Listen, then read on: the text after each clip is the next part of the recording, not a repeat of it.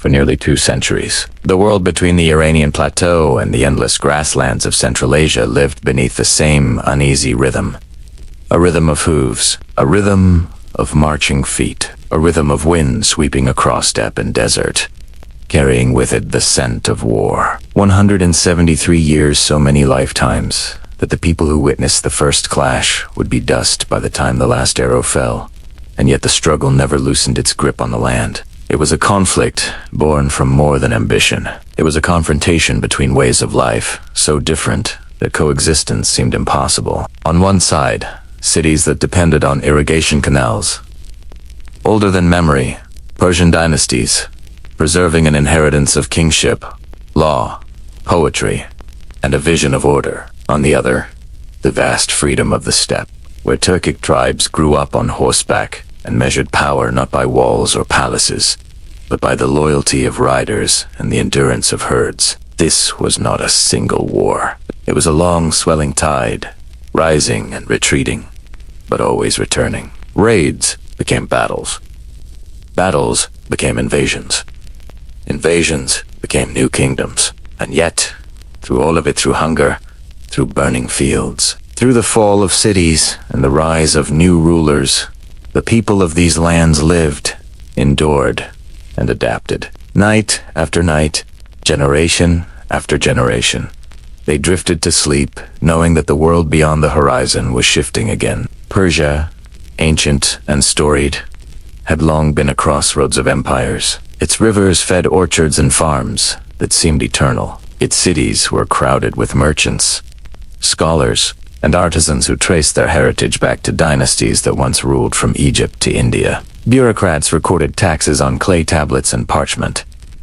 Judges interpreted laws written centuries earlier. Here, history felt continuous, almost unbroken, even after the great Sassanid crown had shattered. But borders are never as still as the people inside them hope. Beyond the northeastern mountains lay a world without walls, grasslands, where the skies stretched so wide it dwarfed every human plan. There, Turkic tribes lived in seasonal camps, moving with the rhythm of pasture and cold. Their rulers were chosen by merit and lineage, their strength measured by the bow and the courage to ride into danger. For them, cities were not symbols of civilization, they were wealth, opportunity, and threat all at once. Persian dynasties saw themselves as guardians of settled life. Turkic tribes saw themselves as heirs to the freedom of the steppe.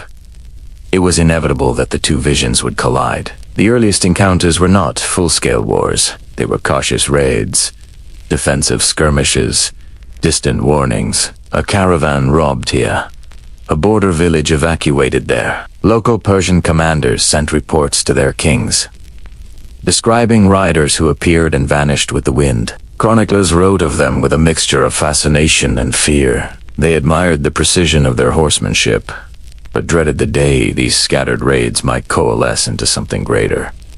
And they would, because the steppe is not empty. It is restless. Tribes moved because winters were harsh, because pastures failed, because rival clans grew powerful, or simply because the grass carried them onward. Pressure in one corner of the steppe echoed across its entire expanse. A tribal feud in a distant valley could push thousands of families westward. Political shifts in Central Asia sent tremors into Persia's frontier long before the two worlds formally clashed. Within Persia, dynasties rose and fell with alarming speed. Local warlords carved out fiat. Governors sometimes defied the central court. Armies loyal to one leader today shifted allegiance tomorrow. The Persian world was not weak, but it was divided. And division is the greatest invitation an ambitious nomadic confederation can receive. For every city dependent on irrigation canals, there was a tribe that needed new winter grounds. For every administrator who believed in archives and ledgers, there was a chieftain who trusted only in speed and surprise. One system relied on permanence, the other was built on movement. One sought to preserve, the other sought to expand. As the years passed, the friction between them grew. Persian dynasties attempted diplomacy, offering tribal leaders titles, land rights, or payments meant to convert potential enemies into frontier guardians. Some tribes accepted, others saw these gifts as signs of vulnerability, and some tribes, strengthened by new alliances within the steppe, felt the pull of Persia's wealth too strongly to resist. The first real shock came not from a single decisive battle, but from the realization that Persian strategies were inadequate. The infantry-heavy armies that worked so well in fortified valleys struggled to keep pace with riders who could strike at dawn, vanish by noon, and return days later to a different stretch of land entirely. Even when Persia won engagements, the wind seemed to erase its victories. The Turkic world was not a kingdom to be overthrown. It was a landscape of clans and coalitions, unpredictable and ever. Meanwhile, among the Turkic tribes, something profound was happening. Tribal confederations began to form alliances with shared interests, shared enemies, shared dreams. Some leaders emerged with the charisma to unify scattered clans. Under a broader purpose, they did not just want pasture. They wanted influence over trade routes, tribute from Persian towns, and eventually, control of cities whose wealth was beyond imagining. Their worldview expanded. The steppe was still home, but the lands beyond the frontier promised a future their ancestors had never considered. War was no longer a matter of survival. It was a matter of opportunity. For Persia, the conflict became a test of endurance. Generations were born knowing nothing but insecurity on the frontier. Farmers planted crops, uncertain if they would harvest them. Families rebuilt homes, more times than they could count. Entire villages relocated farther south, seeking safety that always felt temporary. The memory of earlier empires haunted Persian rulers. They were custodians of a legacy too great to lose. Yet they found themselves facing an enemy who did not fight according to familiar rules. 173 years is long enough for fear to become routine, for war to become inheritance, for both sides to accept that the horizon always hides danger. During this long era, children of Persia grew into soldiers, and children of the steppe grew into conquerors. Some never questioned their fate. Others dreamed of peace, but never saw it. And yet, through it all, both sides changed. Both sides learned. Both sides absorbed the strengths of the other. Persians began to rely on mounted archers.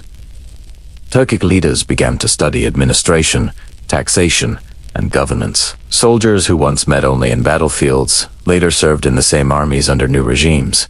Traders continued to cross borders, carrying not just goods but stories, ideas, and influence. The world that emerged at the end of the 173-year struggle was not the world that existed at its beginning. This is the story of how civilizations collide not instantly, not explosively, but slowly, like tectonic plates pressing together until the pressure reshapes the land. It is the story of how Persia, majestic and ancient, was forced to confront a rising power that began in distant grasslands. And it is the story of how the Turkic tribes, once scattered and underestimated, forged something far greater than their ancestors imagined. For almost 2 centuries, this conflict shaped West and Central Asia. It defined kingship, it redirected migrations, it transformed armies, it altered languages, it redrew the political map. The world we know today is built on the decisions, the fears, the ambitions, and the resilience of the people who lived through these 173 years. The struggle was not simply between 2 enemies. It was between 2 visions of life. One rooted in the permanence of cities, canals, archives, and tradition. The other carried on the windmobile, flexible, unbound, ready to seize any opening. And in the end, neither world remained the same. This is the beginning of that long, relentless, transformative war. For nearly 2 centuries, the fate of West and Central Asia turned on a line that few maps could capture. A line drawn not by kings or cartographers, but by the slow grinding of 2 worlds. On one side stood Persia ancient, wounded, enduring still, walking in the long shadow of the Sassanid Empire. On the other stood the Turkic tribes of the steppe, restless, rising, driven by the pulse of migration and the promise of new lands. Their story was not born in a single battle, a single raid, or a single winter. It grew from pressures older than memory, from geography that shaped desire, from destiny that moved like wind across grass. To understand the next 173 years of conflict, we must begin in the ruins left behind after the fall of the city. Persia did not collapse. Gently, it was torn open by Arab armies, reshaped by new rulers, and fragmented into competing dynasties. Yet, despite the political fractures, something deeper survived. Cities still thrived along old caravan routes. Irrigation networks still fed orchards and gardens. Scholars still gathered in libraries where the scent of parchment mingled with the sound of debate. The Persian language, once overshadowed, rose again in courts and marketplaces. Poetry blossomed. Science flourished. Administrators kept the machinery of governance humming, even in the absence of a single imperial crown. But the world around Persia was changing. Far to the northeast, beyond the Oxus River, vast grasslands stretched out like an ocean of earth. These were the homelands of the Turkic tribes Zogis, Kipchaks, Karlaks, and the clans that would one day form the Seljuks. Their lives unfolded beneath wide skies. Horses were not tools, but companions. The bow was not a weapon, but an extension of the hand. Their world was shaped by motion. Seasons dictated movement. Clans rose and fell not by the richness of their cities there were none but by the strength of their alliances, the charisma of their leaders, and the pressure of the land around them. The steppe was beautiful, but it was not gentle. Drought could sweep across it like a silent invader. Herds could thin, clans could fracture. A harsh winter could drive entire families southward in search of new pasture. And when the steppe grew crowded, when internal rivals pressed too close, the tribes turned their eyes toward the borders of Persia, toward the promise of fertile plains, warm winters, and the wealth of cities that glittered behind walls. These two worlds were not simply different. They were, in many ways, opposites. Persia lived by the rhythm of settled life. Fields planted, taxes counted, roads maintained. Archibisque empires, even fractured ones, relied on continuity. The Turkic tribes lived by the rhythm of mobility. Tents raised and taken down, herds guided across endless distances, alliances made and broken with the seasons.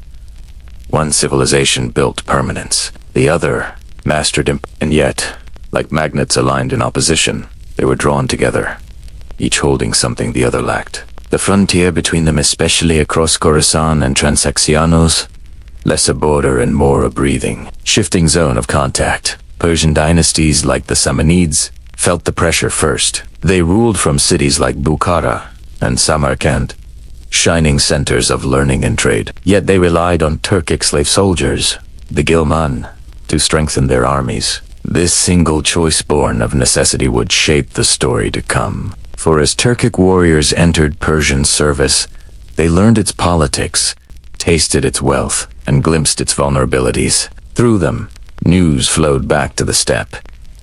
The cities were rich, the armies divided, the frontier porous, and so the tension grew. Raids turned more frequent, skirmishes became expected. Khan after Khan tested the defenses. Persian rulers struggled to balance diplomacy with force, tribute with defiance. Each passing decade deepened the pattern. The tribes pushed, Persia resisted, and neither could fully disengage. Geography ensured it. The Eurasian steppe functioned like a vast highway, allowing tribes to move faster than any Persian army could respond. Meanwhile, the Iranian plateau ringed by mountains and deserts gave Persia natural fortresses, but it also stretched its defenses thin across 1,000 miles of vulnerable approaches. The Oxus River, long considered a barrier, became instead a gateway. Whoever controlled the crossings controlled the fate of the frontier. Yet this was not only a story of war, it was a story of cultural encounter, of religious transformation, of identity reshaped over generations. Many Turkic tribes gradually embraced Islam not by conquest, but through the patient work of Persian merchants, scholars, and missionaries who spent their lives traveling from village to village, camp to camp. As tribes converted, relationships grew more complex. They became both rivals and partners, raiders and allies, outsiders and insiders. Still, the pressure continued to build. The Ghaznavids emerged Persianate in culture, yet heavily reliant on Turkic military elites. They tried to control the frontier with harsh discipline. They campaigned deep into Central Asia. They sought to assume the role of guardians, protectors, and enforcers. But every victory against one Turkic clan seemed only to open space for another clan waiting behind it. The steppe produced warriors faster than Persia could absorb them. And then, in the 11th century, the balance finally tipped. From the Oghuz Confederation emerged the Seljuks, a clan whose leadership was sharper, whose unity was stronger, whose ambition was larger. They moved, not as scattered raiders, but as a rising people. They crossed the Oxus, not merely to plunder, but to settle. Their arrival marked a new phase in the 173-year struggle, one that would reshape the entire Middle East. Their battles with the Ghaznavids sent shockwaves across the region. Their conquests pushed into Iran, Iraq, and Anatolia. Their authority would eventually eclipse the very dynasties they once served. But victory did not erase Persian influence. Instead, something remarkable happened. The Seljuks adopted Persian administrative traditions, Persian court culture, and Persian scholars. The conquerors became rulers in the Persian mold, building new states with old tools. And in this hybrid world, the identity of both peoples evolved. This long dance of conflict and assimilation stretching over nearly 2 centuries left a legacy that still echoes today. Modern Iran carries the cultural memory of resisting steppe invasions, yet its institutions still reflect Turkic contributions. Modern Turkey traces roots to those same migrations, yet its civilization absorbed vast Persian influence. Borders, languages, political structures, even military traditions across the region bear scars and signatures of these 173 years. In the chapters ahead, the 20 bachas that will guide this documentary, we will follow this story not just through chronicles and kings, but through the farmers who fled burning fields, the caravan merchants who watched frontiers slide back and forth, the poets who tried to capture the mood of uncertain times, the soldiers who rose from slavery to command armies, and the tribes who sought new worlds under open skies. We will see the early tensions, the frontier wars, the rise of the Ghaznavids, the dramatic emergence of the final reshaping of Persian power, and the long-term weaving of 2 civilizations that could neither escape nor conquer each other completely. This story matters now because history does not disappear. Identities carry the weight of old collisions. Modern geopolitics rests on medieval foundations. The movements of peoples, the blending of cultures, the rise and fall of states, these are not relics. They are currents that still move beneath the surface of our world. And so our journey begins at the threshold between field and steppe, archive and campfire, empire and tribe. A place where 2 civilizations faced each other, not once, but again and again, night after night, generation after generation.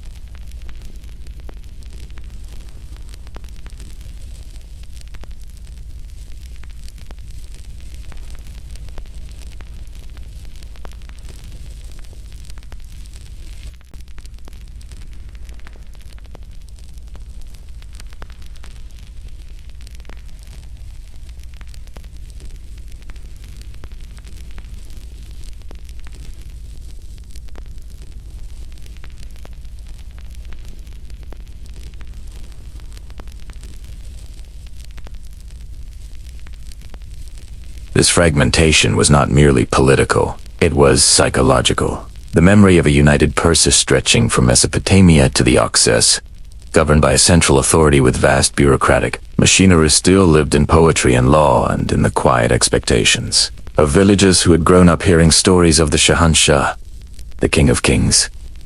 Yet the political reality no longer matched the memory. Persia was both proud and vulnerable, cultured and unstable, confident in its heritage, but unsure of its direction. At the heart of this world lay an old tension. The Persian plateau was rich enough to attract invaders, yet brittle enough that its rulers spent much of their time managing internal rivalries. Resources flowed unevenly. Some regions like Khuzestan or Fars prospered, with agriculture and trade. Others, especially those near the northeastern frontier, lived in constant worry. The Oxus River was not just a boundary.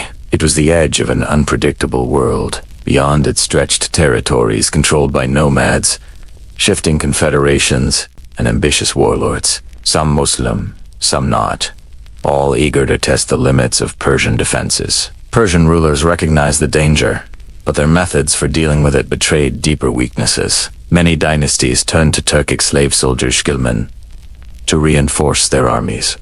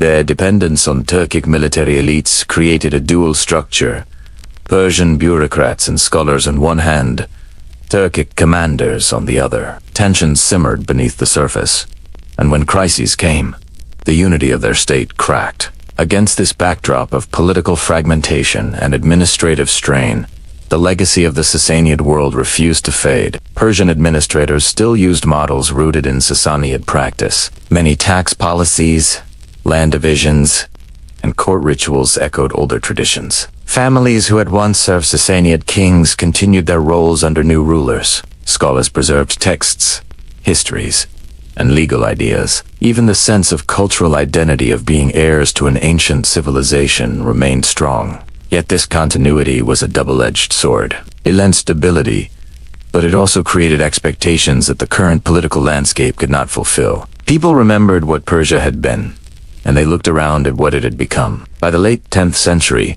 Persia was like a great mansion, still standing but needing repairs, with some rooms glowing with life and others dark and empty. It was strong enough to survive, but too divided to project unified power. Its rulers fought each other almost as often as they defended their borders.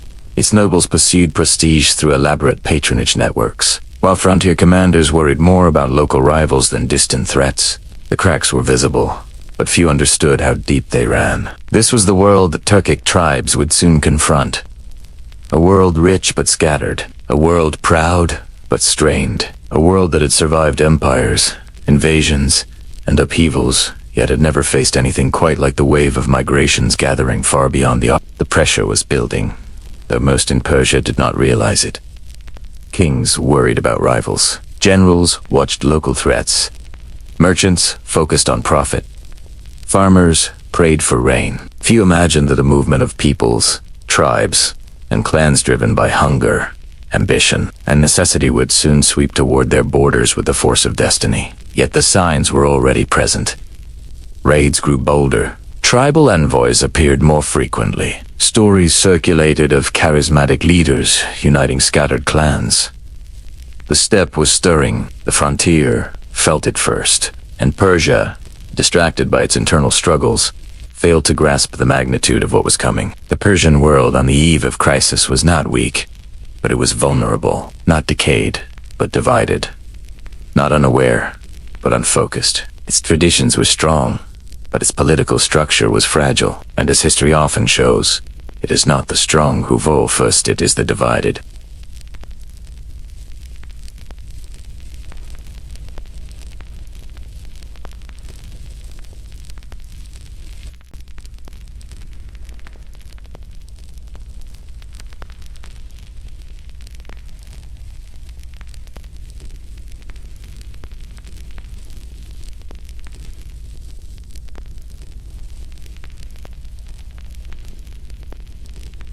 Far to the northeast of the Persian plateau, beyond rivers that glinted like silver threads across the map, stretched the vast expanse of the Eurasian steppe, endless grass, wide skies, and winds that carried stories of movement and survival. Here, life was not measured by walls or cities, by ledgers or archives, but by the pulse of herds and the endurance of riders. It was a world of horses, of bows, of clans bound together not by law, but by blood, loyalty, and necessity. This was the homeland of the Turkic.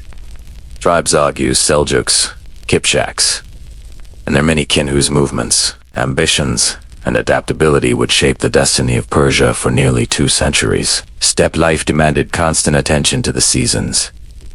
Winters were merciless. Summers brief. Herds needed pasture, water, and care. Villages moved with the cycles, tents erected and dismantled as the land dictated. Young men learned to ride almost before they could walk steadily. Archery was instinct, not training. Combat and hunting were intertwined. From an early age, survival meant mobility, precision, and the ability to read both the land and one's enemies.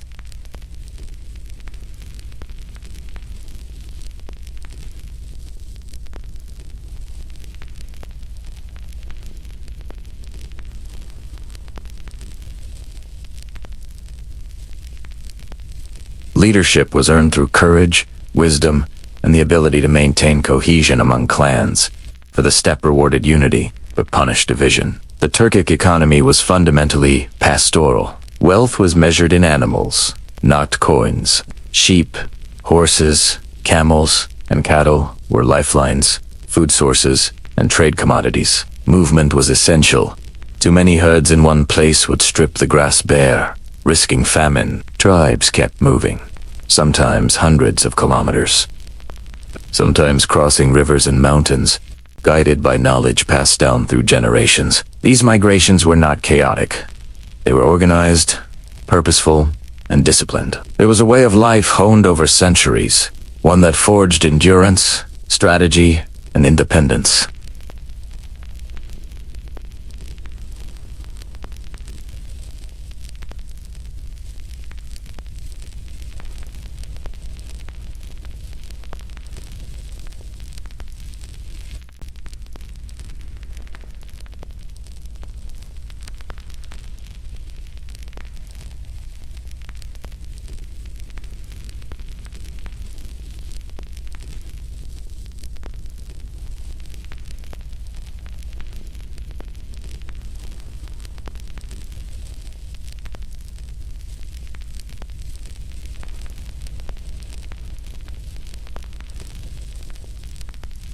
And it demanded a keen understanding of the vulnerabilities of a world built on permanence.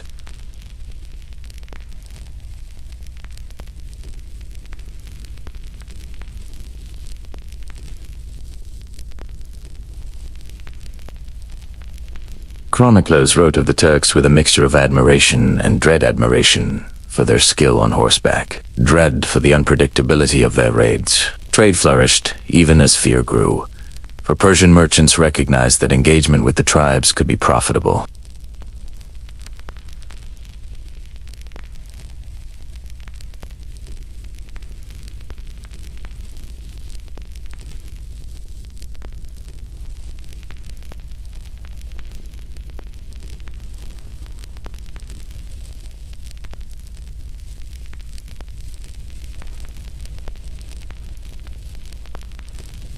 Population growth made pastures insufficient. Rivalries among clans could ignite conflict, pushing one group to seek new lands rather than fight on their original steppe.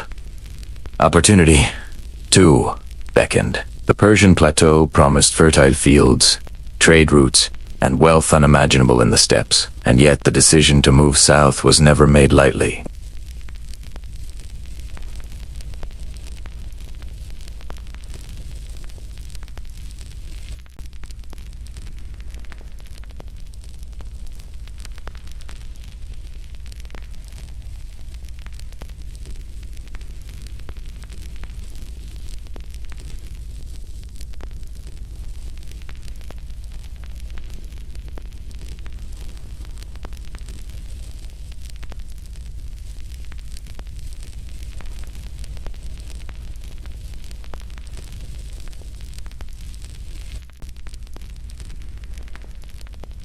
This slow accumulation of knowledge, alliances, and experience transformed small raiding groups into formidable military forces.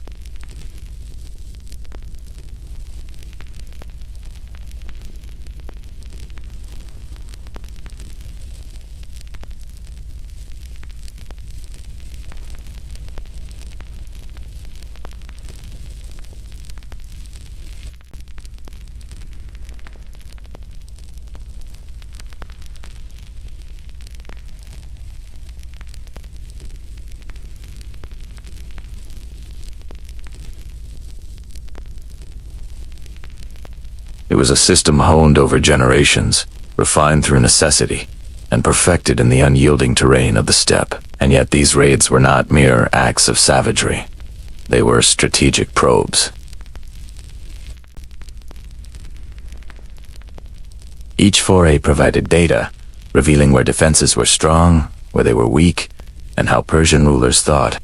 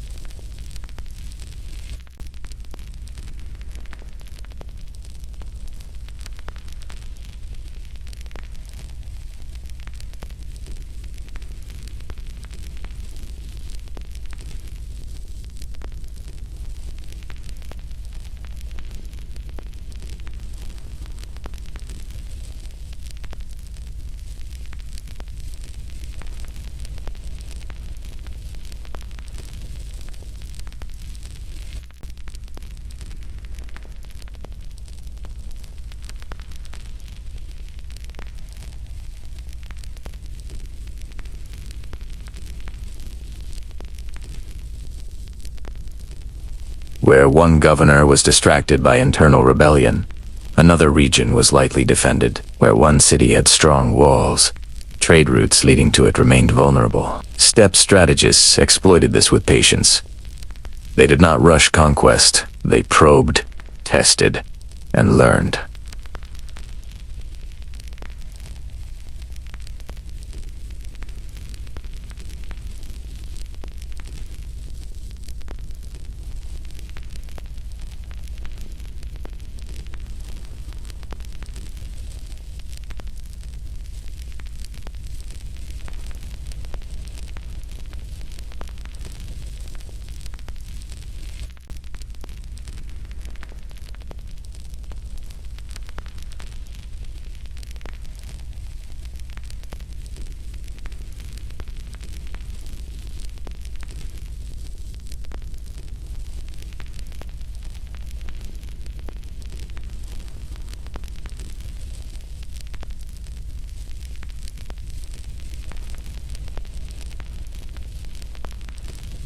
Persia's eastern frontiers were no longer merely borders, they were lines of confrontation, where centuries of experience, adaptation, and strategy from both sides would soon collide in full-scale war.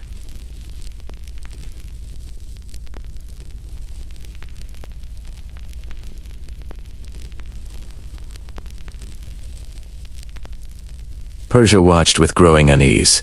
Yet it did not fully grasp the scope of the rising storm. The steppe was not only alive, it was learning, preparing, and waiting. And when it finally moved with force, it would alter the map, the politics, and the culture of the entire region.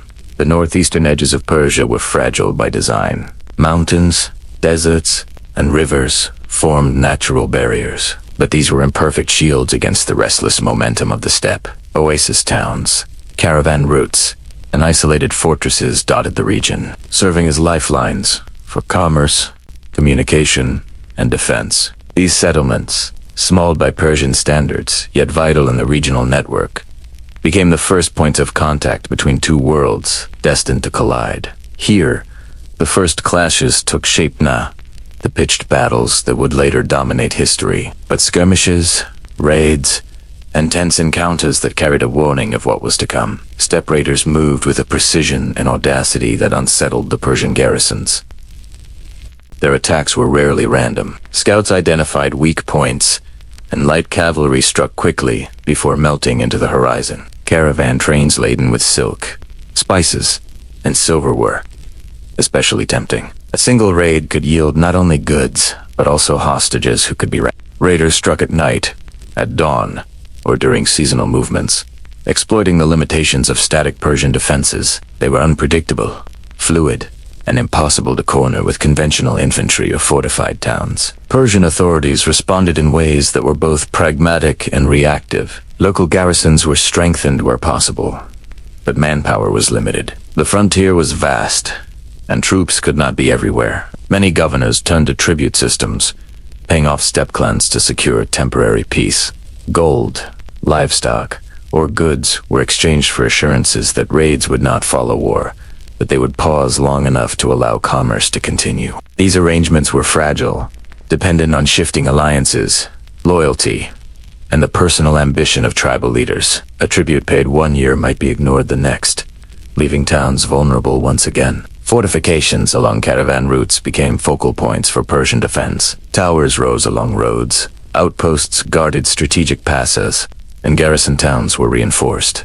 Yet these measures, while useful, could not stop mobile horse archers who could bypass defenses, attack from multiple directions, and vanish before reinforcements arrived. The psychological impact was as severe as the physical damage. Merchants, farmers, and even soldiers came to view the northeastern frontier as a place of uncertainty, where danger could appear without warning and disappear just as quickly. Contemporary Persian chroniclers wrote with both fascination and alarm. They described the steppe riders as swift as the wind, relentless as a river in flood, men whose courage was matched only by cunning. Some chroniclers marveled at their horsemanship, the precision of their arrows, and the coordination of their small units.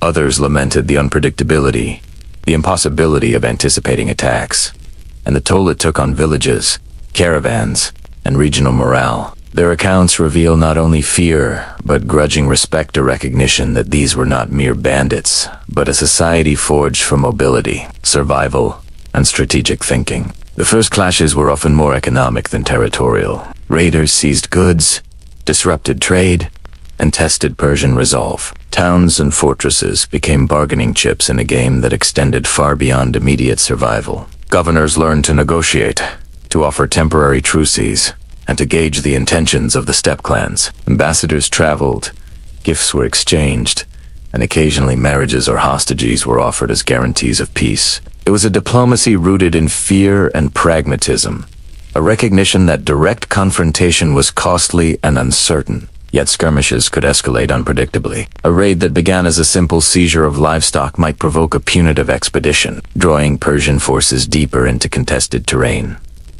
Sometimes the tribes withdrew without conflict. Other times, minor engagements erupted into battles in which garrisons were overwhelmed by the speed and coordination of the horse army. The frontier became a chessboard of risk, where each move had consequences, not only for the immediate village but for entire regions along the northeastern edge of the Persian world. Geography dictated much of this dynamic. The steppe allowed raiders to appear where least expected, to vanish across plains and hills, and to regroup without leaving trace. Rivers and mountain passes, while useful for defense, could be circumvented with local knowledge and the speed of mounted units. Persian forces, trained for siege warfare and city defense, struggled to adapt to this mobility. Cavalry units were present, but often insufficient in number and dispersed too widely to confront massed raids. Strategy had to evolve, yet evolution was slow, constrained by tradition, logistics, and political fragmentation.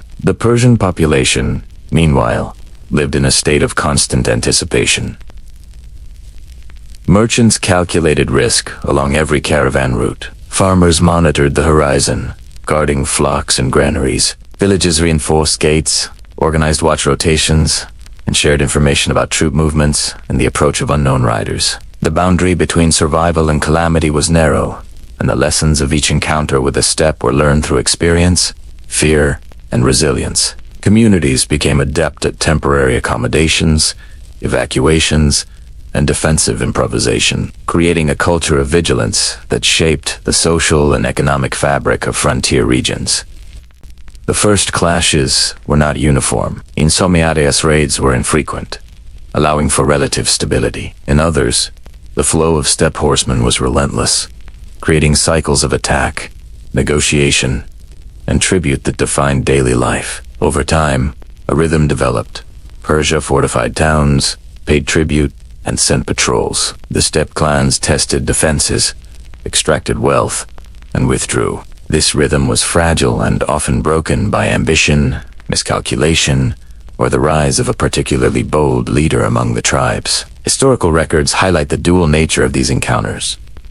On one hand, they were brutal and disruptive. Crops were burned, livestock stolen, caravans delayed or destroyed. On the other hand, they were formative. Persian military commanders learned to adapt, developing mobile units and scouting practices. Governors learned to negotiate and to use local knowledge more effectively. Chroniclers, too, recorded these interactions with detail that preserved both fear and admiration. They noted how steppe leaders could coordinate multiple raids simultaneously, how intelligence networks within the tribes tracked Persian responses, and how even small detachments could achieve remarkable feats of strategy and endurance. Perhaps most significant was the psychological effect. The frontier became synonymous with unpredictability. The phrase, horsemen of the steppe, entered the lexicon not as a metaphor, but as a lived reality, a constant reminder that the stability of Persian life could be disrupted in a single night. Tribute, diplomacy, and military readiness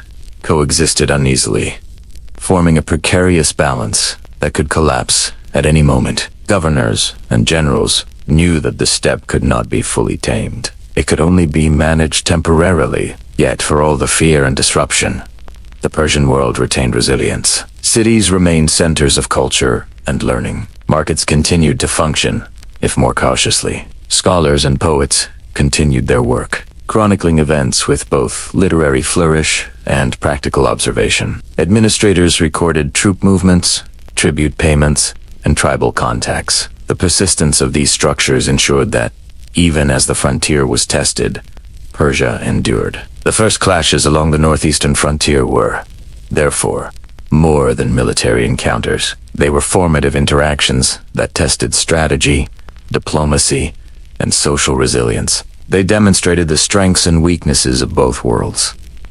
The steppe tribes' mobility, coordination, and adaptability. Persia's enduring administrative and cultural sophistication. Skirmish, raid, or negotiation became a lesson in endurance, in intelligence, and in the art of survival. This stage set the precedent for the larger conflicts to come. Persia's initial responses tribute, fortification, selective engagement revealed both prudence and hesitation. The steppe tribes, learning from every encounter, grew bolder, more coordinated, and more ambitious. What began as sporadic clashes would, over decades, escalate into sustained campaigns, eventually culminating in the rise of powerful confederations capable of challenging Persian authority on a massive scale. The northeastern frontier, with its forts, oases, and caravan routes, became the proving ground. Here, the unpredictability of the horsemen met the tradition,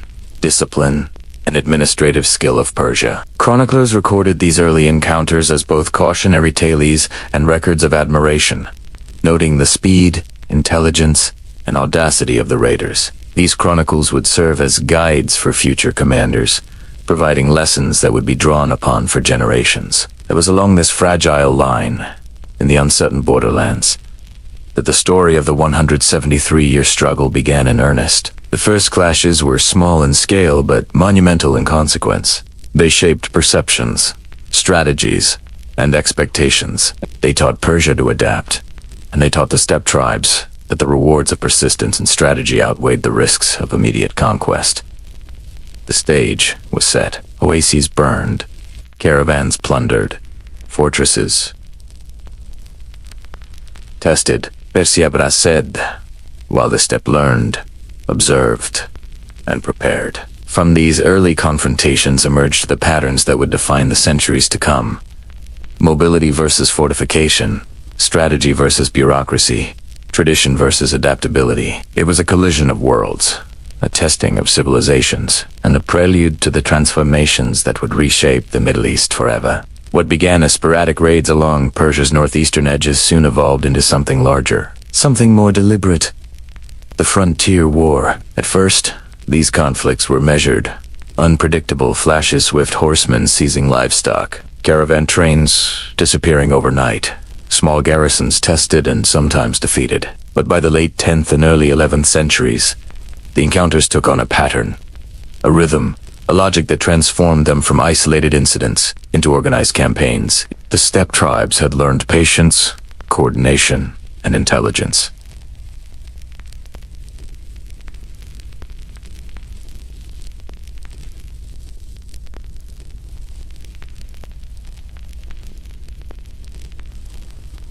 The transformation began subtly.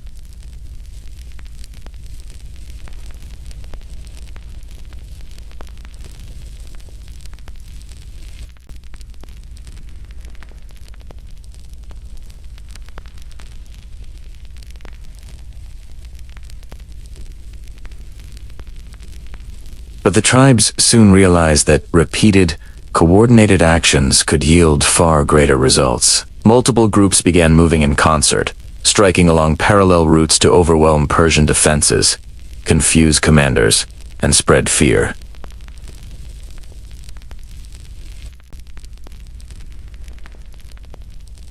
Persian governors, accustomed to dealing with local unrest, found themselves unprepared. Their armies were trained for siege and city defense, for controlling rebellious towns and administering tax collection. The frontier demanded something different: mobility, scouting, rapid response, and an understanding of enemy psychology. Yet most governors continued to rely on established practices. They reinforced garrisons, sent messages to regional allies, and attempted punitive expeditions. Occasionally, these campaigns succeeded, and raiding parties were repelled or captured. More often, the Persians found themselves outmaneuvered, frustrated by speed and intelligence they could not match. The complexity of frontier war lay not only in tactics, but in logistics. Persian armies moved on roads, dependent on supply lines, foraging, and local cooperation. Steppe forces traveled lightly, drawing sustenance from the land, from captured herds, and from temporary encampments.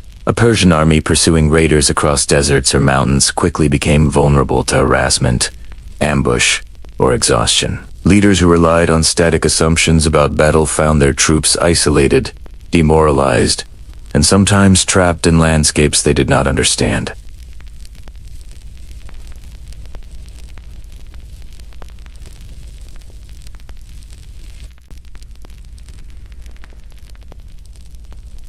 Persian administrators and chroniclers often describe the Turks as unruly, barbaric, or duplicitous, emphasizing their foreignness and unpredictability. Steppe tribes, in turn, viewed the Persians as decadent, slow, and over-reliant on fortifications and bureaucracy.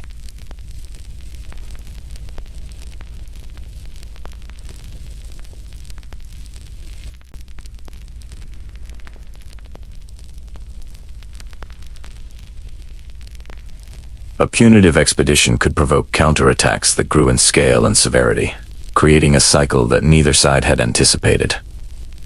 The frontier war was not purely military. It was social, economic, and psychological.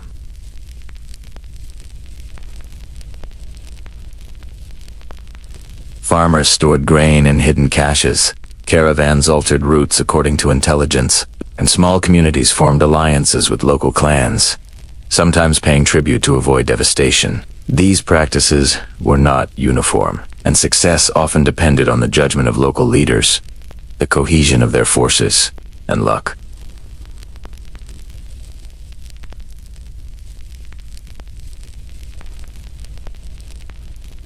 In this environment, strategy became adaptive. Steppe commanders began to coordinate attacks across a wide area, timing raids to exploit seasonal vulnerabilities. They observed Persian patterns, which garrisons were most reliable, which towns were lightly defended, which trade routes were essential. Raids became missions with multiple objectives: wealth acquisition, intelligence gathering, disruption of supply lines, and the testing of political resolve. Leaders who could combine all these objectives achieved not only tactical victories, but strategic advantage, influencing decisions made hundreds of kilometers away. Persian responses evolved more slowly. Some governors experimented with mobile cavalry units, scouting detachments, and fortified supply caravans.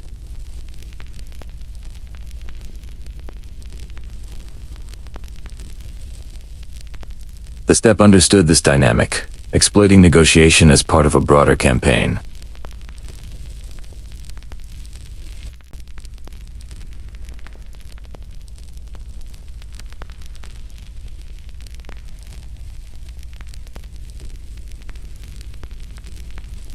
The chroniclers of Persia provide a vivid record of these encounters. They describe nights of sudden attacks, caravans cut off in narrow passes, towns surrounded and abandoned before relief could arrive. Yet they also note instances of admiration: the precision of mounted archers, the coordination of multi-clan forces, and the adaptability of commanders who could read terrain, weather, and human behavior simultaneously.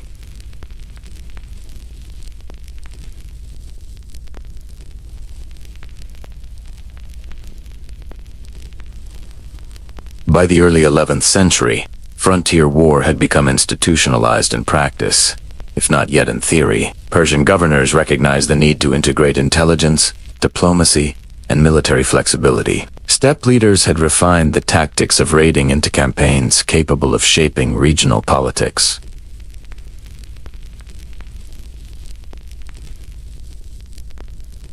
The battlefield had expanded beyond the frontier itself to encompass perception, information, and influence.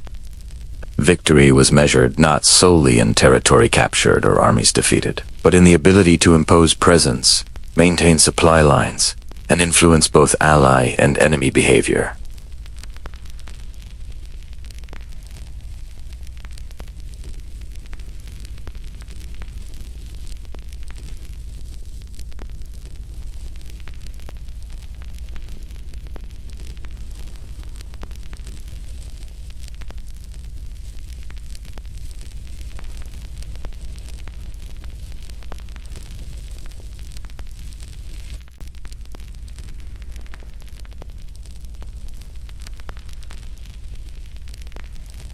Cultural misunderstandings continued to fuel escalation. Persians, steeped in centuries of urbanized, bureaucratic life, could not always comprehend the logic of steppe movements. A rapid raid followed by retreat was interpreted as weakness, prompting overreaction. The steppe interpreted Persian reliance on tribute or negotiation as hesitation or indecision, encouraging bolder incursions.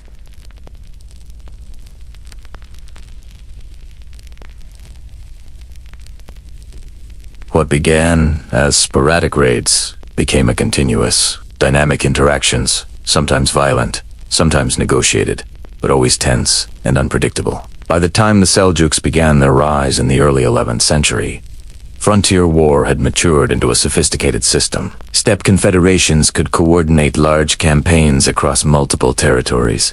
Persian governors understood the challenges, but remained constrained by internal politics, resource limitations, and slow-moving armies.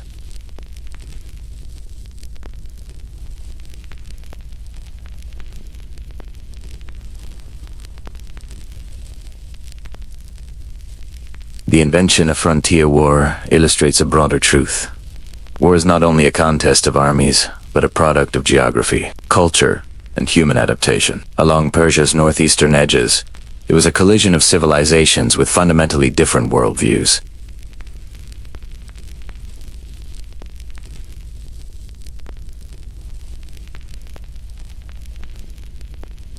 In the crucible of frontier war, both sides were tested, transformed, and forced to reconsider the meaning of power and survival. The stage was now set for escalations of unprecedented scale. The patterns established during these first organized campaigns would define the conflicts of the coming decades. Tribes became more coordinated, Persian responses more calculated, and the frontier itself transformed into a theater of continuous, high-stakes confrontation.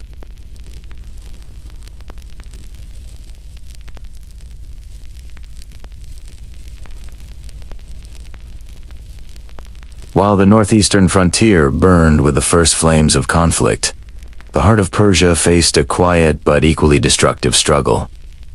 Fragmentation. Cities that once pulsed with bureaucracy and culture now saw rival nobles, regional dynasts, and ambitious governors competing for influence, power, and resources. The Sassanid legacy, though impressive in its administrative sophistication, had long since eroded. The caliphates, local princes, and competing Persian dynasties had left behind a patchwork of authority, loosely connected, yet deeply fragile. And it was precisely this weakness at the center that invited the persistent and growing intervention of the Turkic tribes from the steppe. Persian political life was no longer unified. Governors exercised near-sovereign authority within their provinces, levying taxes, commanding troops, and negotiating with both allies and enemies independently of a central authority. Some regions remained loyal to the reigning monarch, but others pursued their own agendas. Families and clans of wealth and influence sought to expand holdings, often ignoring imperial directives. This fragmentation weakened coordination across provinces and created inconsistencies in defense, tribute, and diplomacy. It was a center too weak to enforce its will, yet too fragmented to maintain cohesion. Rival nobles compounded the instability. Ambition, pride, and historical grievance often fueled conflict between provincial rulers. Military forces were small, dispersed, and tied to local loyalty rather than the central state. Some nobles allied with the steppe tribes to gain advantage over domestic rivals, providing intelligence, access, or temporary alliances in exchange for shared spoils. Others attempted to resist incursions independently, often at great cost. Persia's decentralized power structure allowed the frontier to become a theater of experimentation for steppe strategies. Raids could be escalated, tested, and repeated without provoking unified imperial response. The Sassanid administrative legacy lingered in form, if not in strength. Persian bureaucrats maintained records, levied taxes, and attempted to coordinate defenses. Infrastructure projects continued sporadically: roads, bridges, and city walls, but these were increasingly local efforts. Communication between regions could take weeks or months. Orders from the central authority often arrived too late, and by the time relief forces reached a troubled frontier, The steppe had moved on. The system had memory but lacked adaptability, a contrast to the dynamic flexibility of the steppe confederations. This vacuum of centric control encouraged opportunistic intervention. Turkic tribes, observing weakness, not only on the borders, but within Persian provinces, began to exploit divisions. More aggressively, they shifted from raids along caravan routes to targeting contested regions where local rulers were vulnerable or distracted. Steppe forces learned to manipulate local politics, forming temporary alliances with one faction against another, extracting tribute, and consolidating influence without immediate territorial conquest. In doing so, they prepared the ground for larger incursions that would eventually reshape the political map of Persia. Rival dynasts played both roles of obstacle and enabler. In some cases, they organized local resistance against the steppe, mustering forces from surrounding villages and coordinating defensive strategies. In others, they invited intervention, offering hospitality or tribute in exchange for advantage over domestic competitors. This duality created a paradox. Persia's internal divisions both slowed and facilitated steppe advancement. Where unity might have resisted invasion, fragmentation allowed it to flourish. And where resistance did occur, it was often piecemeal, unsynchronized, and ultimately insufficient against a mobile, adaptive enemy. The economic dimension of internal divisions cannot be overlooked. Taxation varied by province, with some regions impoverished by extraction and others maintaining relative prosperity. Cities with wealth became targets for raids or diplomatic leverage, while rural regions often bore the brunt of punitive campaigns. Tribute payments from governors, when made, reflected local politics rather than imperial strategy, creating inconsistencies that steppe leaders could exploit. Resources intended to defend the empire instead became bargaining chips, sustaining a cycle in which Persian authority eroded while steppe influence grew. Religious and cultural divisions further complicated the picture. Persia was not monolithic in faith or practice. Local traditions, sectarian communities, and competing interpretations of Islam created social fractures. Steppe leaders, often pragmatic, leveraged these divisions to their advantage. In some cases, they promised protection for local religious communities in exchange for loyalty or compliance. In others, they exploited dissatisfaction to weaken resistance and encourage defection. Culture, belief, and identity became tools in a complex game of political survival. Persian chroniclers observed the weakening center with anxiety. They recorded disputes among nobles, rival dynasties vying for dominance, and the inability of monarchs to enforce authority over distant provinces. They noted the irony that, while the steppe threat grew ever more tangible, it was not always the enemy's military prowess that determined success. It was Persia's own internal disunity. Reports often emphasized both the courage of local defenders and the failures of central command, highlighting a pattern of vulnerability that spanned generations. By the late 11th century, the consequences of internal division were stark. The frontier war intensified, not merely because the steppe tribes had grown stronger, but because Persia's political fragmentation made coordinated defense nearly impossible. Each province responded according to its own judgment, often prioritizing local survival over imperial strategy. The Seljuks, emerging as a powerful confederation, recognized this weakness and exploited it systematically. They could negotiate with one faction, conquer another, and bypass the center entirely, advancing their influence incrementally while Persia struggled to maintain cohesion. The crumbling center also affected military logistics. Reinforcements sent from one region might arrive late or in insufficient numbers. Supplies meant to sustain campaigns were diverted or withheld. Coordination between garrisons became tenuous,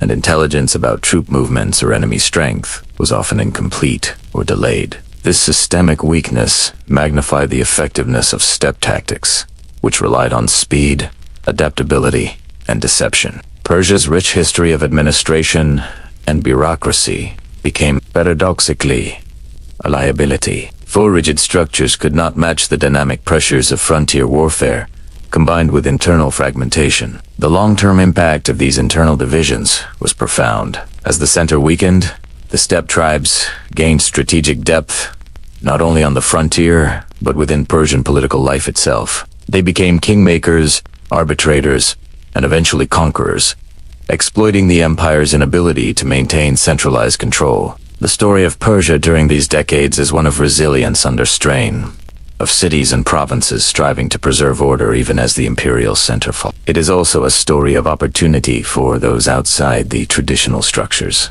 whether ambitious nobles or steppe leaders seeking footholds in Persian territory. In the final analysis, Persia's internal divisions were not mere backdrop to steppe incursions. They were a critical enabler. They shaped the scale, frequency, and character of the conflict. Without fragmented authority, the steppe might have faced a more unified, coordinated response capable of containing its movements. With fragmentation, the frontier became not only a zone of conflict, but a theater for political manipulation, economic exploitation, and strategic experimentation. The vulnerabilities at the center reverberated across the empire, affecting decisions, responses, and the very survival of communities along the northeastern borders. And so, as the steppe mounted its campaigns and frontier warfare intensified, Persia faced twin challenges. Defending its borders and navigating the chaos within, governors negotiated, chroniclers documented, nobles schemed, and soldiers endured. The stage was set for a century and a half of relentless pressure, in which the interplay between internal disunity and external force would shape the map, culture, and destiny of West and Central Asia. The lesson was clear even then. An empire's greatest threat may come not only from the outside, but from fractures within, where ambition, rivalry, and necessity collide to undermine cohesion. Persia's internal divisions were a crucible, forging resilience in some areas while accelerating vulnerability in others. A paradox. They would define the trajectory of the 173-year conflict with the Turkic tribes. As Persia grappled with internal fractures, the steppe tribes were learning the power of unity. For decades, Oghuz clans had operated independently, raiding caravans, testing garrisons, and observing Persian weaknesses. Leaders recognized that fragmented effort yielded only temporary gains, while coordinated campaigns could claim not merely tribute, but territory, influence, and prestige. Ambition became the organizing force, and from the vast steppes of Central Asia, confederations began to emerge. The formation of alliances was as much a necessity as a strategy. Clans that had once competed for grazing land and water now saw the value of collaboration. Councils of leaders convened on high plains or near river crossings, where envoys carried messages across hundreds of miles. Agreements were forged on honor, oath, and promise of shared spoils. While rivalries persisted, the confederations operated with surprising cohesion when facing a common objective. The Persian world, rich in cities, farmland, and trade. The ambition of the Turkic confederations extended beyond raiding. Wealth, prestige, and the legitimacy that came from controlling fertile lands and key towns became central objectives. Conquest was no longer an incidental outcome. It was a goal carefully planned and executed. Leaders evaluated which regions were richest, which garrisons weakest, and which local rulers could be coerced or persuaded into alliance. Strategic calculation became systematic. Horticulture mobility and rapid communication were leveraged against the rigidity of Persian fortifications and bureaucratic delay. Persian defenses, formidable in their design yet limited in adaptability, became a natural contrast to steppe agility. Fortresses, walled towns, and garrisons were powerful in isolation, but they were static. Steppe confederations exploited this, striking quickly at multiple points, then dispersing before relief could arrive. Scouts mapped terrain, identified weak points, and coordinated simultaneous incursions. Tribes learned to feint, to draw Persian forces from one location, leaving another exposed.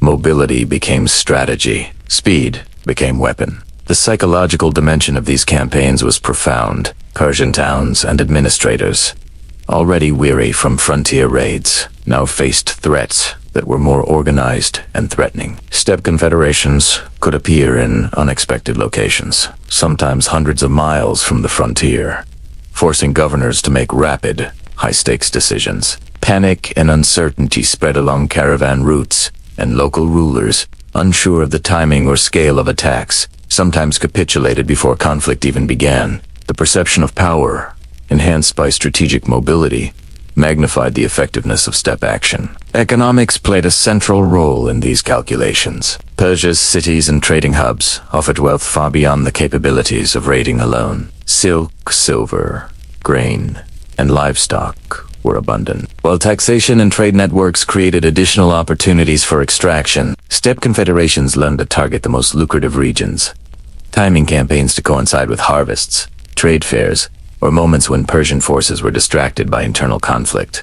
The confederations were patient, willing to consolidate power in preparation for major incursions that promised significant returns. The consolidation of Turkic power was also marked by political sophistication. Leaders understood that conquest required more than force. It required diplomacy, alliance building, and manipulation of local politics. Hostages were taken to ensure compliance, marriages arranged to solidify alliances, and promises of protection offered to communities willing to submit peacefully. In many cases, Persian nobles, weakened by internal rivalry, found themselves negotiating with the very confederations that threatened the empire's stability. Steppe leaders were not simply raiders, they were emerging statesmen capable of leveraging fragmented authority for maximum advantage. Cultural factors shaped these alliances as well. Shared language, tradition, and social norms fostered trust among clans, facilitating cooperation even amid historical rivalries. Leaders drew upon clan prestige and martial reputation to secure loyalty, while councils of elders and warriors debated strategy and distributed responsibilities. These structures allowed steppe confederations to coordinate with remarkable efficiency, balancing ambition with pragmatism, tradition with adaptation. Each successful campaign reinforced cohesion, creating a feedback loop in which unity bred success, and success reinforced unity. Persian chroniclers took note, often with a mix of alarm and admiration. Reports describe steppe forces moving with precision across vast distances, coordinating attacks from multiple directions, and achieving objectives with minimal loss. The chroniclers marveled at their horsemanship, communication, and ability to maintain cohesion under harsh conditions. They also warned of the consequences. Persia's fragmented authority was no match for this growing coordination. Each successful campaign by the steppe confederations exposed weaknesses in administration, garrison distribution, and provincial loyalty, signaling that more profound challenges were on the horizon. By the mid-11th century, the pattern was clear. The Turkic confederations were no longer content with temporary raids or tribute. They sought permanent advantage. Territories along the frontier became contested spaces, with steppe forces testing defenses, forming alliances with local leaders, and seizing towns when opportunity allowed. Mobility and coordination were leveraged not merely for plunder, but for influence, laying the groundwork for political transformation in regions previously under Persian control. Strategic innovation also became central to steppe campaigns. Commanders employed feints, decoys, and multi-pronged movements to confound Persian responses. Scouts provided real-time intelligence, and swift communication allowed separate contingents to converge unexpectedly. Seasonal timing was crucial. Winter campaigns avoided impassable terrain, while summer raids exploited river crossings and open plains. This approach marked a clear evolution from ad hoc raids to systematic, calculated operations that blended military, economic, and political objectives. The consequences for Persia were profound. Frontier towns and garrisons faced increasing pressure. Resources intended for internal administration were diverted to defense, and governors struggled to coordinate responses amid a landscape of local rivalries and fragmented authority.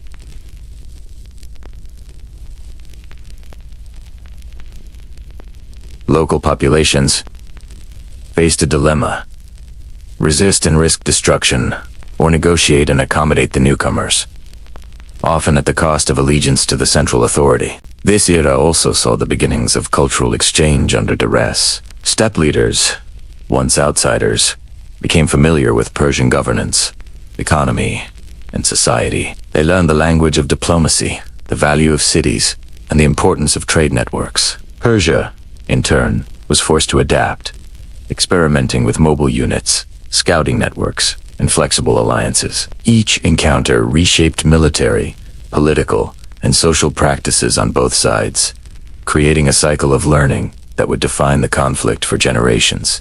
The consolidation of Turkic confederations was not instantaneous. Rivalries persisted, internal disputes flared, and not every clan agreed with the ambitions of a single leader. Yet the overall trajectory was unmistakable.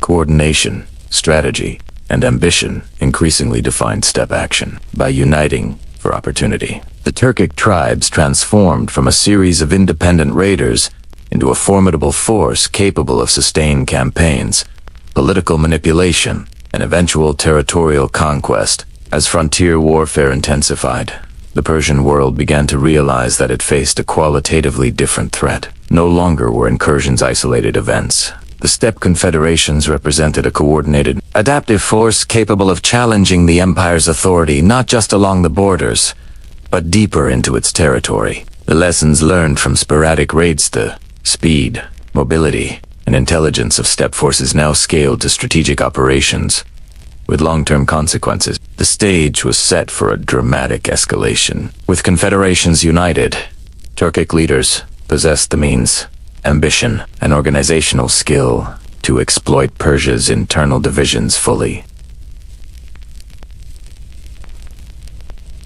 Tributary towns, isolated garrisons, and provincial dynasts became both targets and instruments in a wider strategy that could reshape the Persian landscape entirely. Steppe mobility versus Persian fortifications, the dynamic tension that had defined early encounters, now set the pattern for sustained, centuries-long conflict.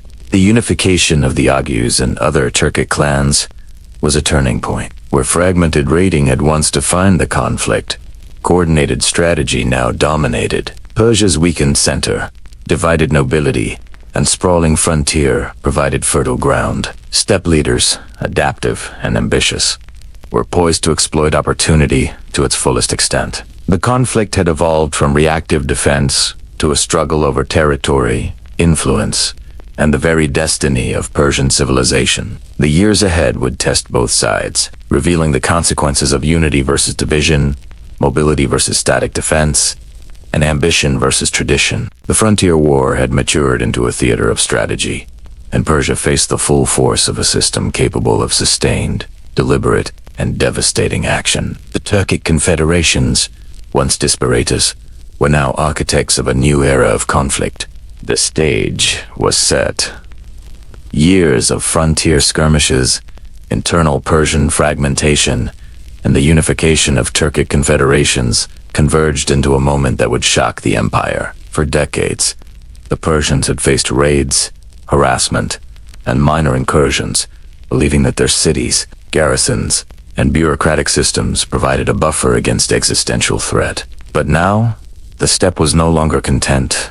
With probing the borders, it sought decisive victories, territory, and influence.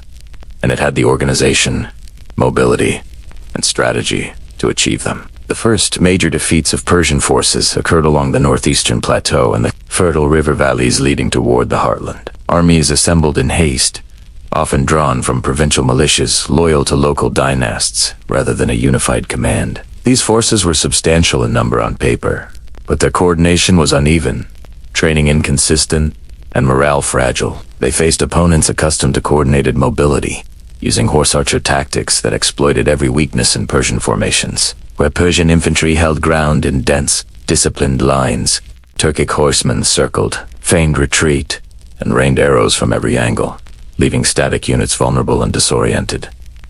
Tactical mismatches became immediately apparent. Persian forces relied on heavy infantry, fortified positions, and cavalry support that was slower, less flexible, and heavily burdened by armor. Steppe archers, in contrast, moved with unmatched speed, striking, retreating, and reappearing where least expected.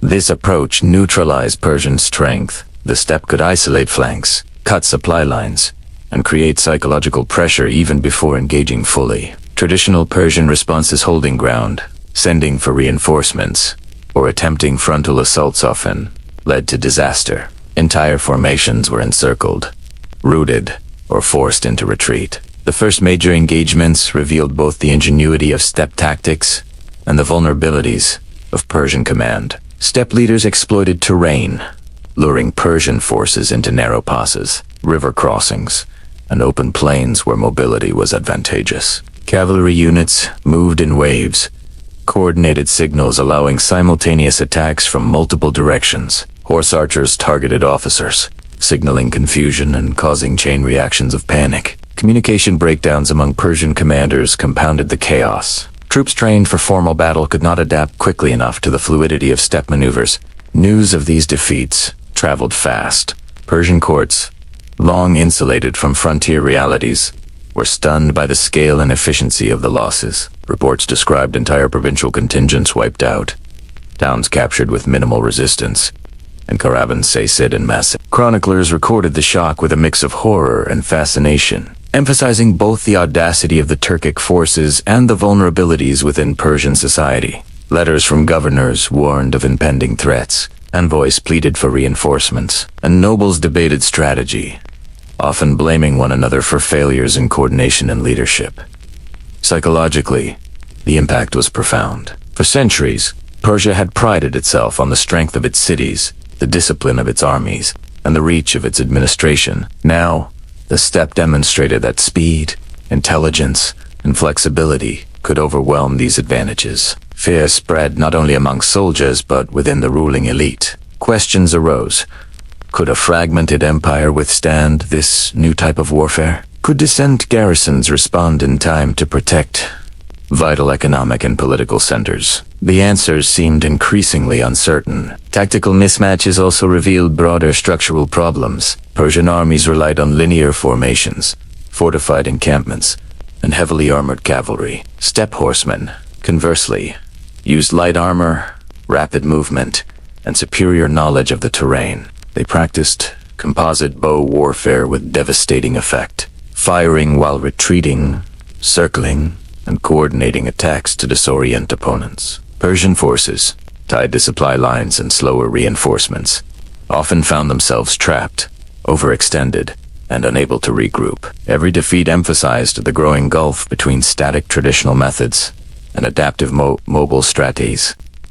The defeats were not purely military. They disrupted trade, undermined political authority, and strained administrative systems. Caravans carrying essential supplies were intercepted, cities forced into paying tribute or negotiating submission, and governors questioned the wisdom of centralized command. Provinces became more autonomous in decision-making, often negotiating temporary peace or offering concessions to steppe leaders. These concessions, however pragmatic, signaled to both Persian and Turkic observers that the balance of power was shifting. Local populations experienced the consequences firsthand. Villages were burned, livestock seized, and citizens displaced. Fear became a tool of warfare, with steppe incursions teaching communities that survival depended on adaptability, negotiation, and sometimes compliance. The psychological weight of these defeats extended beyond the battlefield, reshaping local perceptions of authority, loyalty, and security. Resistance alone was no longer a guarantee of protection. The Seljuks, emerging as a dominant force among the Turkic Confederations, exploited these initial victories to consolidate power further. They combined tactical innovation with strategic diplomacy, offering protection to compliant communities while punishing recalcitrant ones. By controlling key routes, towns, and regions, they expanded influence rapidly, signaling to Persia that the frontier war had entered a new phase, one in which temporary raids were replaced by sustained, coordinated campaigns. In the aftermath, Persian military thinkers began to study the steppe tactics with intensity. Manuals and reports analyzed horse archer formations, mobility, and psychological operations. Yet adapting to this new model was difficult. Bureaucratic inertia, fragmented authority, and entrenched traditions slowed reform. While some provincial leaders experimented with mobile units and scouting networks, others remained committed to conventional methods, often with disastrous consequences. Steppe mobility had not only proven effective but had exposed systemic weaknesses within Persian military doctrine itself. Chroniclers provide vivid accounts of battles during this period. They describe cavalry circling Persian lines, volleys of arrows darkening the sky, and panic spreading through disciplined units, unable to respond. Cities under siege were relieved or abandoned depending on local leadership, creating unpredictable outcomes. Envoys reported the tactical genius of steppe commanders, noting their ability to exploit terrain, weather, and Persian Every defeat reinforced the perception that the frontier war required new strategies, alliances, and forms of leadership that Persia was slow to adopt. These early defeats also had political repercussions. Persian courts debated succession, regional authority, and military command. Nobles accused each other of negligence or betrayal. Governors who failed to protect territories were dismissed, imprisoned, or worse. Steppe victories undermined confidence in the central authority, contributing to long-term fragmentation and opening avenues for deeper intervention. In essence, each battlefield loss was mirrored by a crisis of governance, amplifying the consequences beyond immediate military outcomes. The first major defeats, while shocking, were not the end of Persia's resistance. They marked the beginning of a harsh learning curve, a period of adaptation, reflection, and incremental reform. Provinces experimented with mobile cavalry units, intelligence networks, and defensive alliances. Yet the fundamental challenge remained. Steppe mobility, coordination, and tactical innovation outpaced the empire's ability to respond effectively. For Persia, the frontier war had evolved from skirmishes into a sustained existential threat, one that would shape military, political, and social structures for decades to come. In hindsight, these defeats were transformative. They exposed the limits of static defense, the vulnerabilities of fragmented authority, and the potency of coordinated steppe strategy. They also set a precedent for the coming century and a half of conflict, illustrating that survival depended not only on strength but on adaptability, intelligence, and the willingness to learn from the battlefield. The shock reverberated through courts, villages, and caravan routes alike, leaving no doubt Persia faced a powerful, dynamic, and relentless adversary. The stage was set for a new era of confrontation. The frontier war had matured into strategic conflict. Turkic confederations had proven their ability to unify and strike decisively. Persia had experienced the painful consequences of internal divisions, tactical rigidity, and underestimation of the enemy. These first major defeats were only the beginning, signaling the shift from isolated skirmishes to protracted campaigns that would define the next century and a half of West and Central Asian history.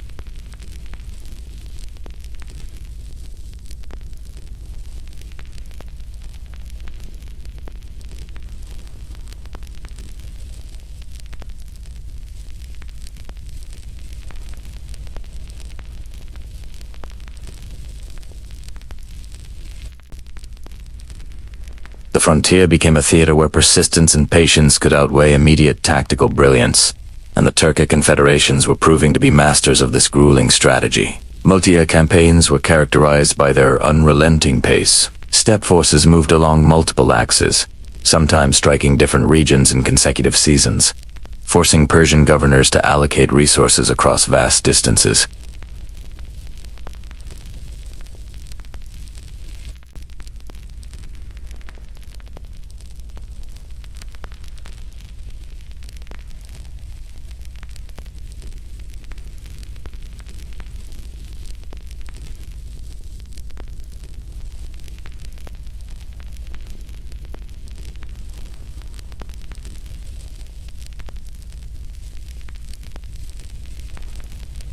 Governors and local leaders were faced with impossible choices. Allocate troops to defend one vulnerable region and risk exposing another. Pay tribute to by temporary peace or fight and risk devastation.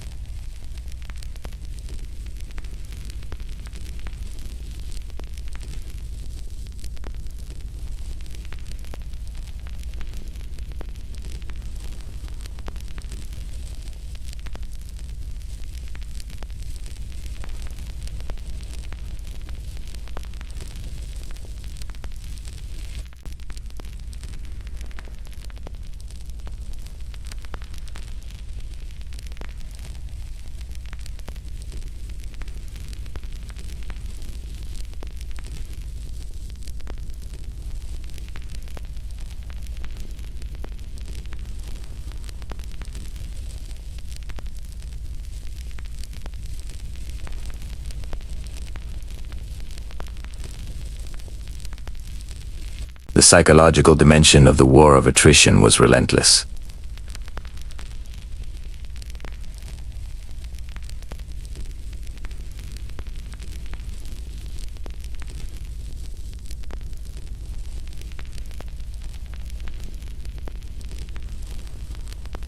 Chroniclers describe nights filled with anxiety, communities living in a perpetual state of alert, and governors writing urgent pleas for reinforcements that rarely arrived in time.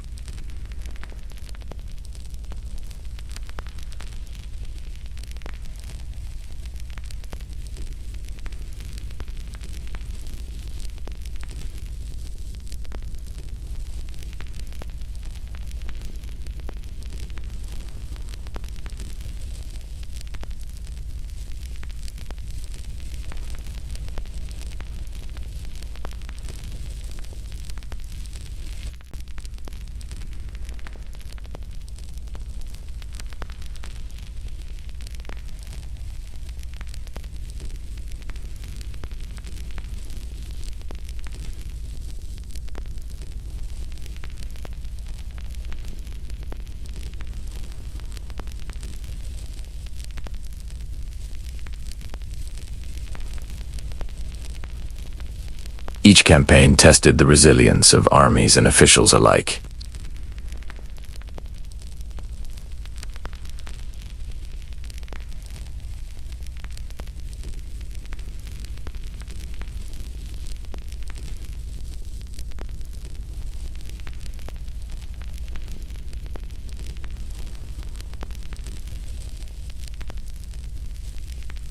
Important nobles, children of governors, and members of wealthy families were temporarily exchanged or held to ensure compliance with agreements.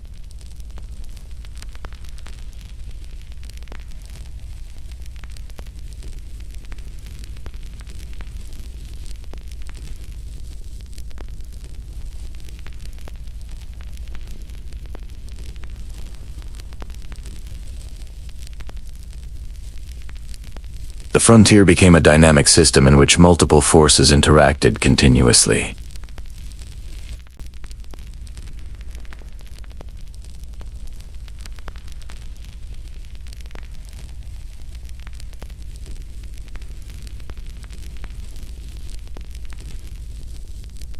Each interaction reinforced a pattern of uncertainty and adaptation, training both sides in the art of protracted conflict. Governors learned to anticipate raids, while steppe leaders refined timing, coordination, and psychological operations. The war of attrition was as much an intellectual and logistical contest as it was a physical one. By the mid-11th century, patterns emerged that defined this protracted struggle. Steppe leaders alternated between heavy raids, tribute collection, and limited occupation of strategic locations. Persian forces relied on garrisons, local militias, and defensive fortifications.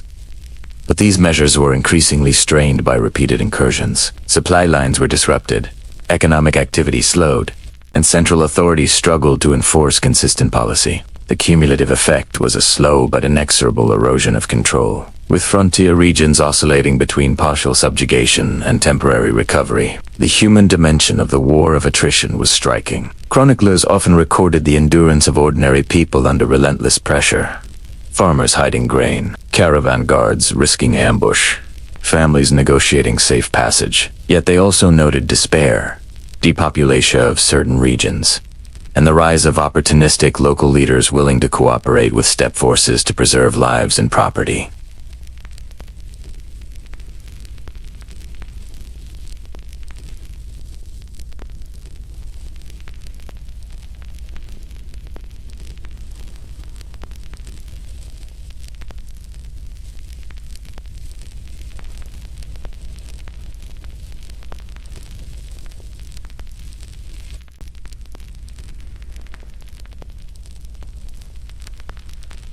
They were not merely raiders. They were emerging as organized political and military forces capable of shaping the frontier according to strategic objectives. Their adaptability allowed them to maintain campaigns over years, adjusting tactics to seasonal conditions, Persian responses, and local dynamics. The war of attrition also reshaped Persian military thinking.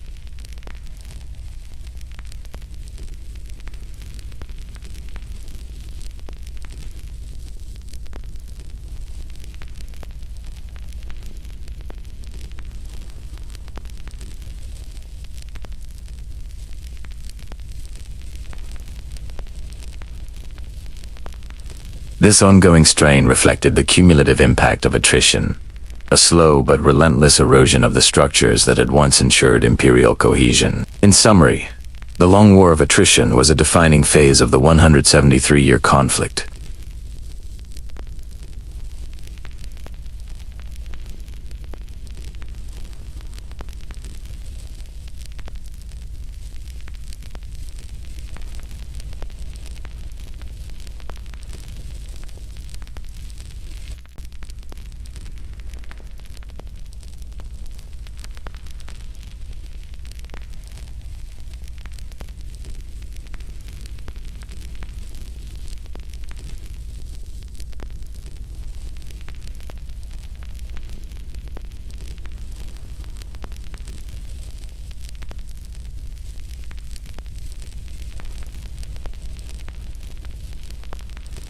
Provinces, garrisons, and civilians alike were caught in a cycle of pressure and recovery that tested both military and societal resilience. The Turkic Confederations had mastered the art of persistence, and Persia's fragmented center struggled to respond in kind. The Long War of Attrition had begun, setting the stage for further escalation, deeper incursions, and the eventual rise of Turkic dominance. It was a conflict that would define generations, reshape political boundaries, and leave a lasting imprint on the social and economic fabric of Persia. The interplay between persistent external pressure and internal fragmentation would continue to dictate the fortunes of both empires for decades to come. The War of Attrition had stretched both sides to their limits, and yet, not all battles were fought with swords and arrows. In the corridors of Persian palaces and across the Steppe's open plains, diplomacy became as potent a weapon as cavalry and composite bows. For the Turkic Confederations,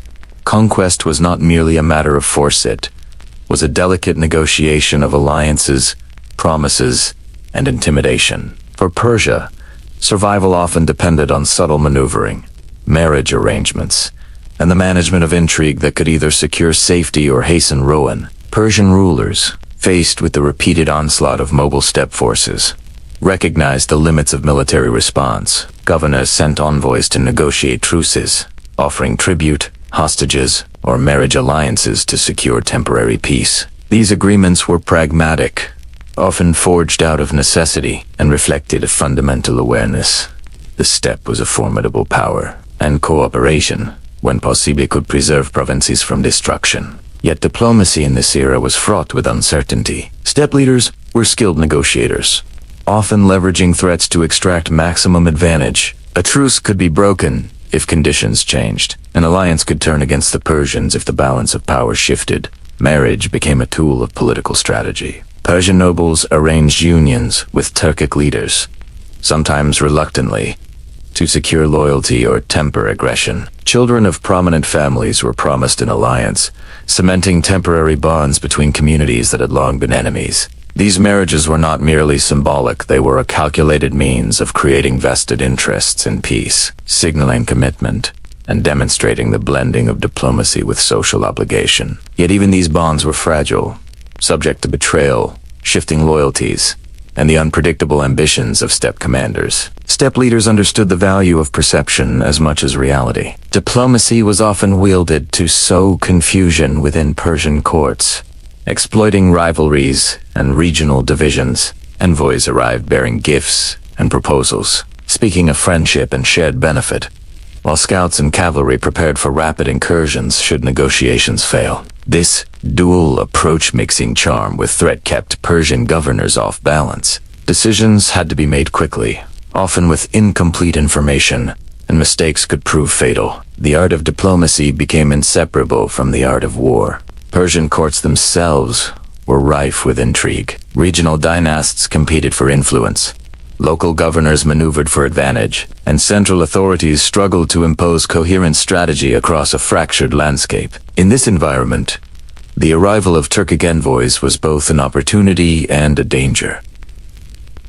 Accepting an alliance could alienate powerful internal factions. Rejecting a proposal could invite swift retaliation. Chroniclers describe a court where every decision carried risk, and where betrayal, real or rumored, shaped policy as much as military calculations. One misstep could destabilize an entire province, providing steppe leaders with openings to exploit. The steppe confederations leveraged these Persian divisions with remarkable skill. They cultivated relationships with disaffected nobles, offering protection, wealth, or political support in exchange for allegiance. In some cases, Persian governors who had once resisted were persuaded to switch sides, temporarily providing strategic advantage to Turkic forces. These alliances were often temporary, fluid, and transactional, but they had a cumulative effect.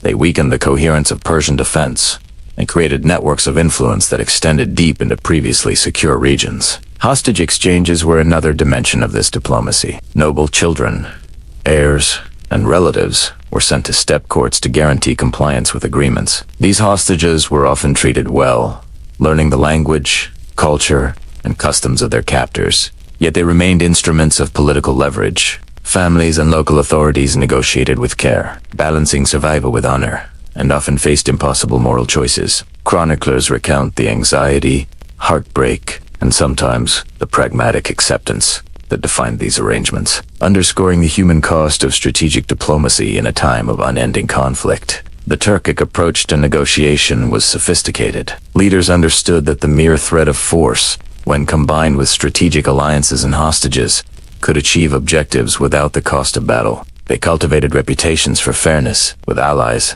and ruthlessness with enemies, creating a system in which diplomacy reinforced military power. Persian officials, accustomed to rigid hierarchies and formal protocols, often struggled to adapt. The steppe's fluid, calculated approach to negotiation challenged conventional assumptions about authority, loyalty, and strategy. Betrayal was an ever-present hazard.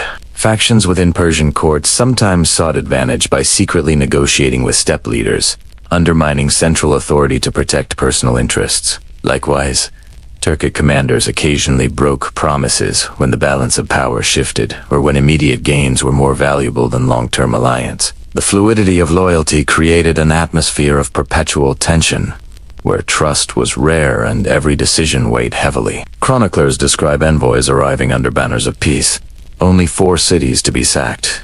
Days later, a grim reminder of the blurred lines between negotiation and war. These diplomatic maneuvers were not merely reactive. Steppe confederations actively shaped Persian politics to their advantage. They encouraged factionalism, subtly supporting certain governors or dynasts to weaken resistance in key regions. Marriage alliances, tribute agreements, and hostage arrangements were tools not only for survival but for strategic dominance, by influencing decision-making at multiple levels. Turkic leaders extended their reach far beyond the battlefield, turning political calculation into a weapon equal in power to the composite bow. The interplay of diplomacy and warfare became a defining feature of the frontier conflict. Campaigns were often preceded by negotiation. Skirmishes were timed to reinforce bargaining positions, and truces served as intervals for strategic planning rather than permanent resolutions. Persian authorities learned that battles were only one part of the struggle. The management of alliances, intrigue, and loyalty was equally vital. Yet adapting to this reality proved difficult. Institutional inertia, rival factions, and the weight of traditions slowed reform and created opportunities for steppe manipulation.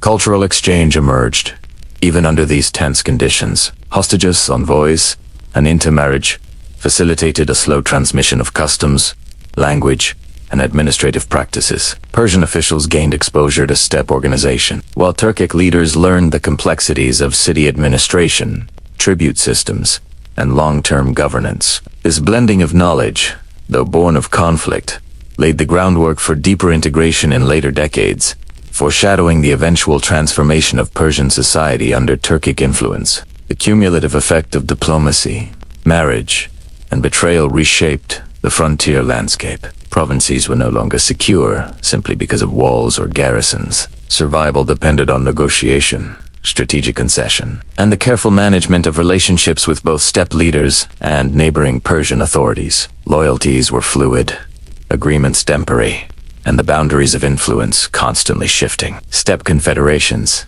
combining military might with political acumen, increasingly dictated the terms of engagement, while Persian officials struggled to respond effectively. In these decades, the lines between friend and foe blurred. A governor who negotiated a truce one year might face a siege the next, A noble who accepted a marriage alliance could find his city threatened by the same partner. Trust was a commodity as precious as gold, and betrayal was a recurring instrument of strategy. Chroniclers record these episodes with fascination and horror, highlighting both the cunning of steppe leaders and the vulnerabilities of the Persian state. Every negotiation carried stakes as high as any battlefield encounter. By the end of this period, it was evident that the conflict had entered a new phase. Military action alone could no longer secure stability. Diplomacy, marriage alliances, hostage exchanges, and political manipulation were now integral to survival. Steppe confederations had proven their ability to leverage both threat and negotiation to achieve objectives, while Persian authorities struggled to adapt, hindered by internal divisions and the complex realities of governance across a fragmented empire. The war was no longer a series of isolated raids or attritional campaigns. It had become a multi-dimensional struggle in which every action, military, diplomatic, or political, affected the broader balance of power. Steppe leaders combined mobility, tactical innovation, and strategic patience with the cunning use of diplomacy, creating a sophisticated system of pressure and control. Persian rulers, meanwhile, learned the harsh lesson that authority, loyalty, and survival were inseparable from negotiation, trust, and the management of human relationships in a world defined by uncertainty and ambition. The interplay of diplomacy, marriage, and betrayal marked a turning point in the 173-year conflict. It revealed the sophistication of Turkic strategy, the vulnerabilities of Persian administration, and the human costs of survival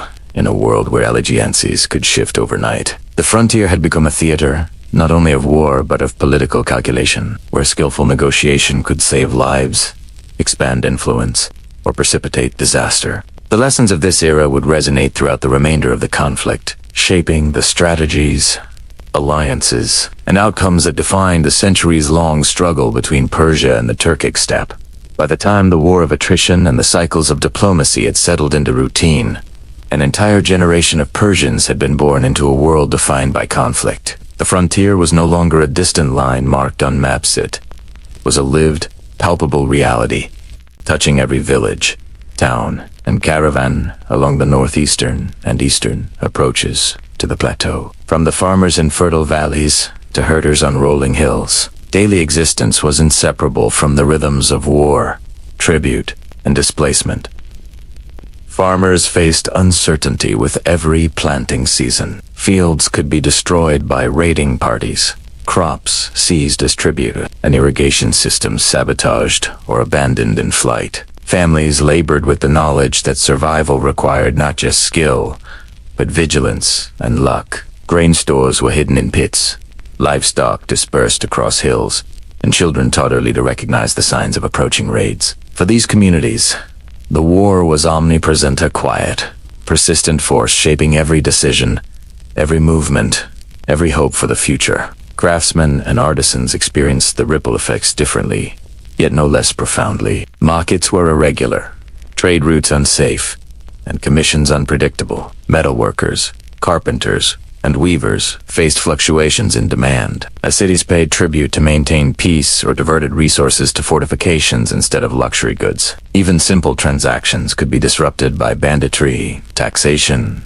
or the shifting allegiances of local authorities negotiating with steppe leaders. Craftsmanship became a survival skill as much as an art, each product a potential source of security, income, or political leverage. Herders and pastoralists, whose livelihoods depended on open pastures and seasonal migration, confronted perhaps the most immediate threat. Steppe incursions often targeted livestock first, depriving families of sustenance and wealth. Herds were driven off, raided, or forced to move into less productive regions. Steppe horsemen, operating with superior mobility, could strike quickly and disappear, leaving devastation in their wake. Pastoral communities adapted by moving more frequently, establishing early warning systems, and negotiating temporary alliances to protect their flocks. For many, survival demanded constant vigilance, agility, and a willingness to abandon homes at a moment's notice. Refugees became a common sight across the Persian frontier. Villages emptied as families fled north, east,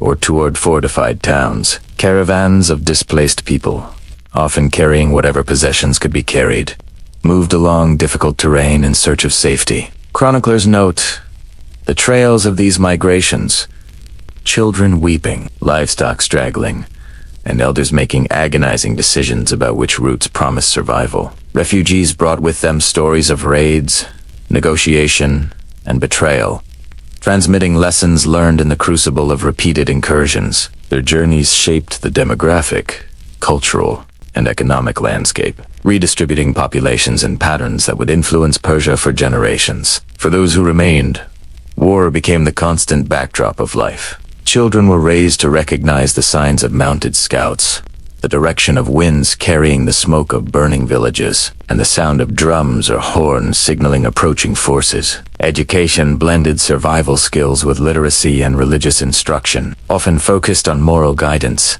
historical memory, and loyalty to the local community. Moreover, adolescents learned archery, horsemanship, and defensive tactics alongside reading, arithmetic, and religious study. In many ways, this was a generation for whom warfare was as natural as planting, trading, or praying. Local communities developed strategies of adaptation. Villages were fortified, watchtowers erected, and signaling systems created to warn of impending raids. Communal labor became essential, with families pooling resources to repair walls, maintain wells, and sustain crops under the shadow of violence. Even religious institutions were affected. Monasteries, mosques, and shrines sometimes offered refuge, collected tribute, or mediated disputes between communities and steppe leaders. Faith became both solace and strategy, a moral compass amid chaos, and a practical means of survival. Trade, the lifeblood of cities and towns, was equally transformed. Caravans traveled with armed escorts, shifted routes to avoid hotspots, or temporarily ceased operations when threats were too great. Markets became centers not only of commerce, but of intelligence, where news of troop movements, alliances, and raids spread quickly. Merchants adapted by forming partnerships with both Persian and steppe authorities, paying tribute to secure passage, and negotiating agreements that blurred the lines between trade and diplomacy. Economic life persisted, but always under the pressure of uncertainty and risk. War also shaped social structures. Communities developed hierarchies that reflected both survival and loyalty. Leaders who could negotiate with steppe forces, mobilize defenses, or protect resources gained influence, while those unable to navigate the demands of frontier life lost status. Alliances within and between villages shifted based on need rather than tradition, creating networks of cooperation that were flexible but fragile. Authority was earned through effectiveness, negotiation, and sometimes sheer luck, rather than inherited title alone. Psychologically, the generation born into war carried both resilience and trauma. Children witnessed the sudden destruction of homes, the displacement of families, and the uncertainty of leadership. They experienced the constant presence of mounted horsemen on the horizon and the sporadic violence of raiding parties. These experiences left deep impressions, shaping attitudes toward authority, conflict, and survival. Chroniclers and poets of the time often note a mixture of courage, fatalism, and adaptability among frontier populations, traits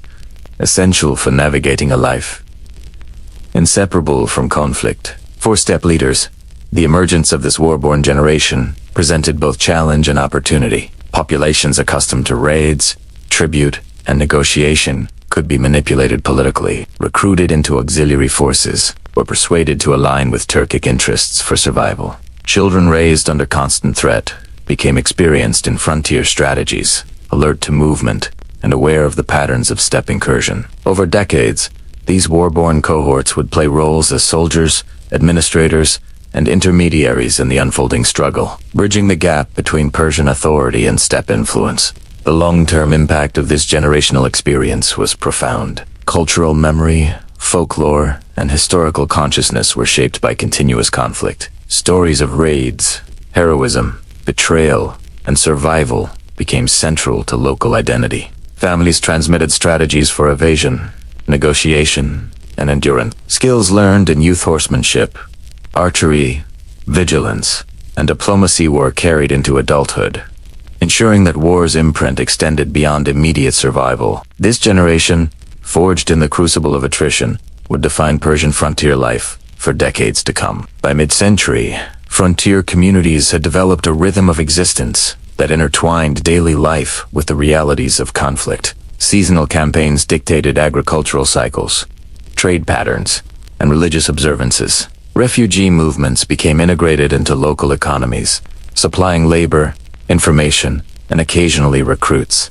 The frontier was no longer merely a border, it was a living, dynamic environment shaped by generations of adaptation to persistent threat. The perception of the steppe as a distant or abstract danger gave way to a visceral, immediate understanding.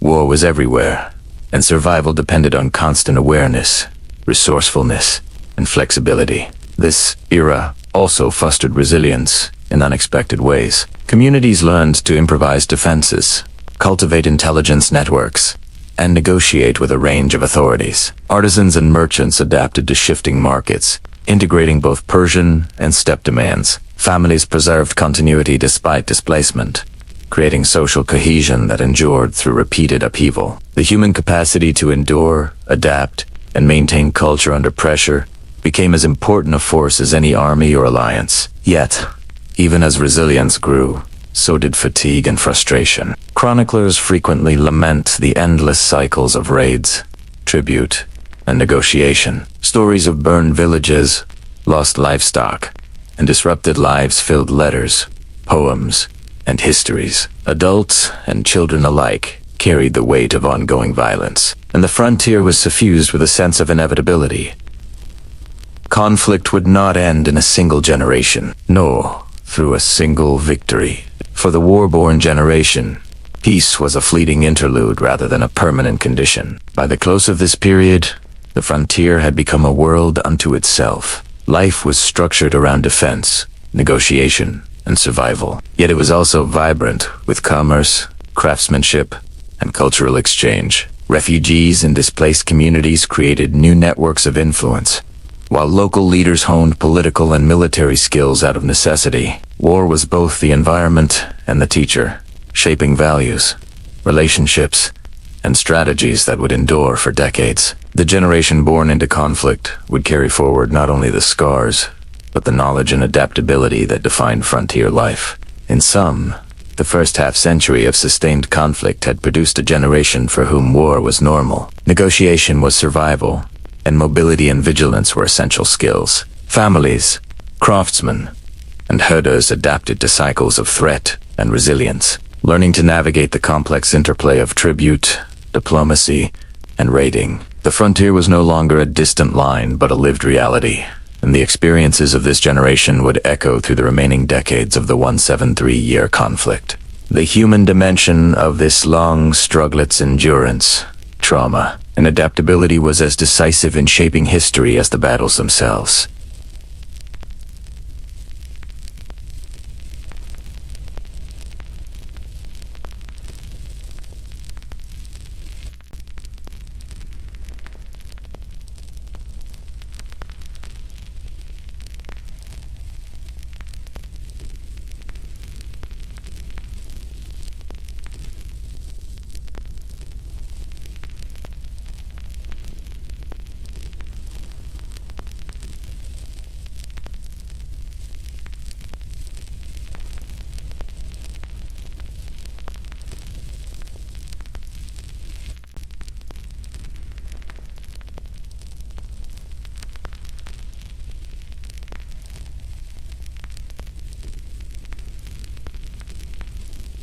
Their strategy combined the mobility that had made steppe forces legendary with logistical preparation, intelligence gathering, and systematic targeting of strategic centers. Persia, caught between decades of attrition and internal division, was ill-prepared for the scale and organization of these invasions. The early campaigns of this new phase were decisive. Cities that had withstood raiding parties for decades now faced armies capable of sustained siege and systematic assault.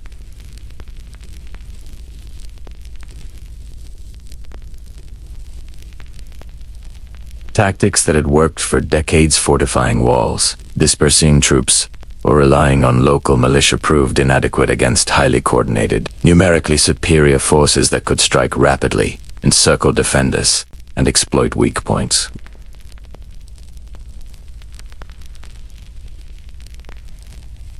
Governors and provincial administrators sent urgent appeals for reinforcements, detailing cities under siege, caravans intercepted, and supply lines cut.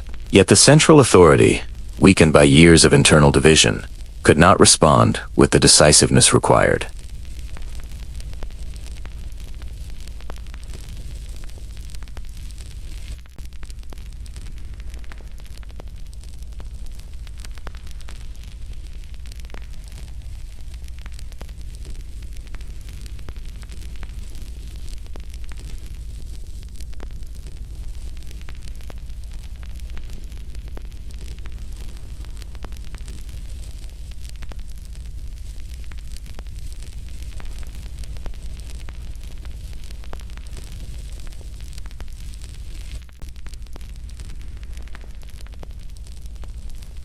Trade and agricultural production slowed dramatically as insecurity made both investment and labor unreliable.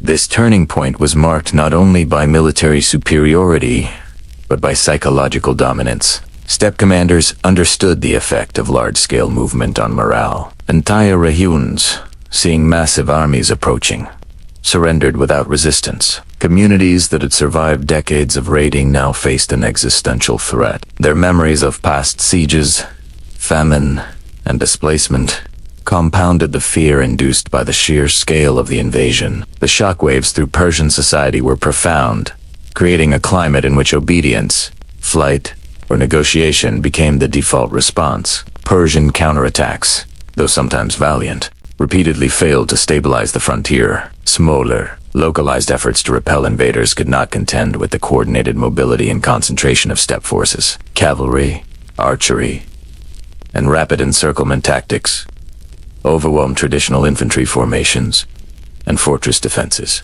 Battles that might once have been evenly contested now ended in routs, and the surviving Persian forces often retreated to fortified cities, leaving the countryside exposed to systematic occupation.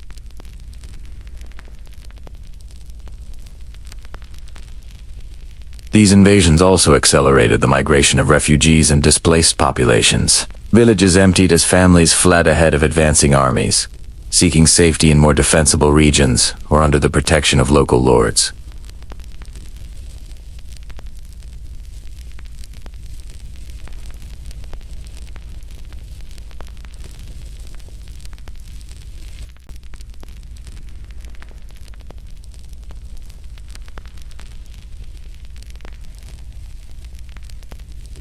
Chroniclers vividly recount the long columns of refugees, carrying what little they could salvage, moving under constant threat of harassment or attack. Strategically, steppe leaders demonstrated a new understanding of occupation and control.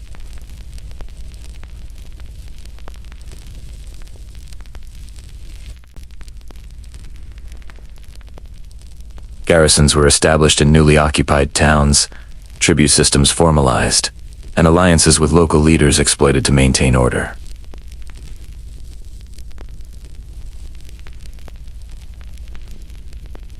The frontier was transforming into a contested zone under de facto Turkic authority. Culturally, the invasions began to leave lasting impressions. Persian chroniclers, poets, and historians recorded both the devastation and the adaptation of local society. Communities adopted new defensive measures, integrated steppe military techniques, and sometimes incorporated Turkic intermediaries into local governance. The movement of populations, both voluntary and forced, facilitated cultural exchange even under the harshest conditions of conquest. Over decades, these shifts would redefine the social, political, and military landscape of Persia. Religion, too, played a role in the psychological landscape of these large-scale invasions. Clerics, scholars, and local leaders framed the conflict in moral terms, emphasizing piety, endurance, and divine favor. Pilgrimages, ritual observances, and religious appeals were used to bolster morale and unify communities under threat. For the steppe leaders, understanding the religious dimension of Persian society became a tool of governance and negotiation, providing opportunities for both intimidation and alliance building. Faith and war were intertwined, offering meaning and resilience amid chaos. The turning point also highlighted the limits of Persian central authority. The succession of regional crises exposed weaknesses in administration, communication, and logistics.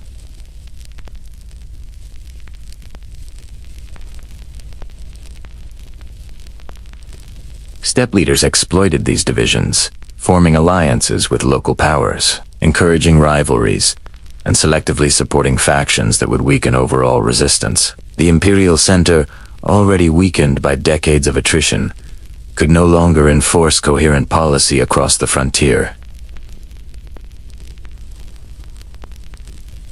Steppe forces were no longer intermittent threats, they were permanent actors reshaping Persia's eastern and northeastern landscapes. Cities and towns, once resilient, now fell under pressure. Provincial governance struggled to maintain continuity, and the population adapted to a reality in which conquest was both imminent and ongoing. Military and administrative failure combined to create a profound shift. The Persian frontier was no longer merely contested, it was being transformed under the sustained pressure of large-scale invasion.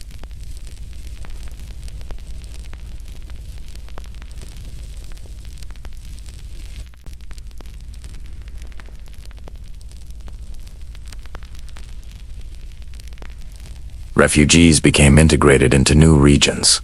Urban populations faced displacement, and the rhythms of daily life were dominated by the movement of armies and the imperatives of survival.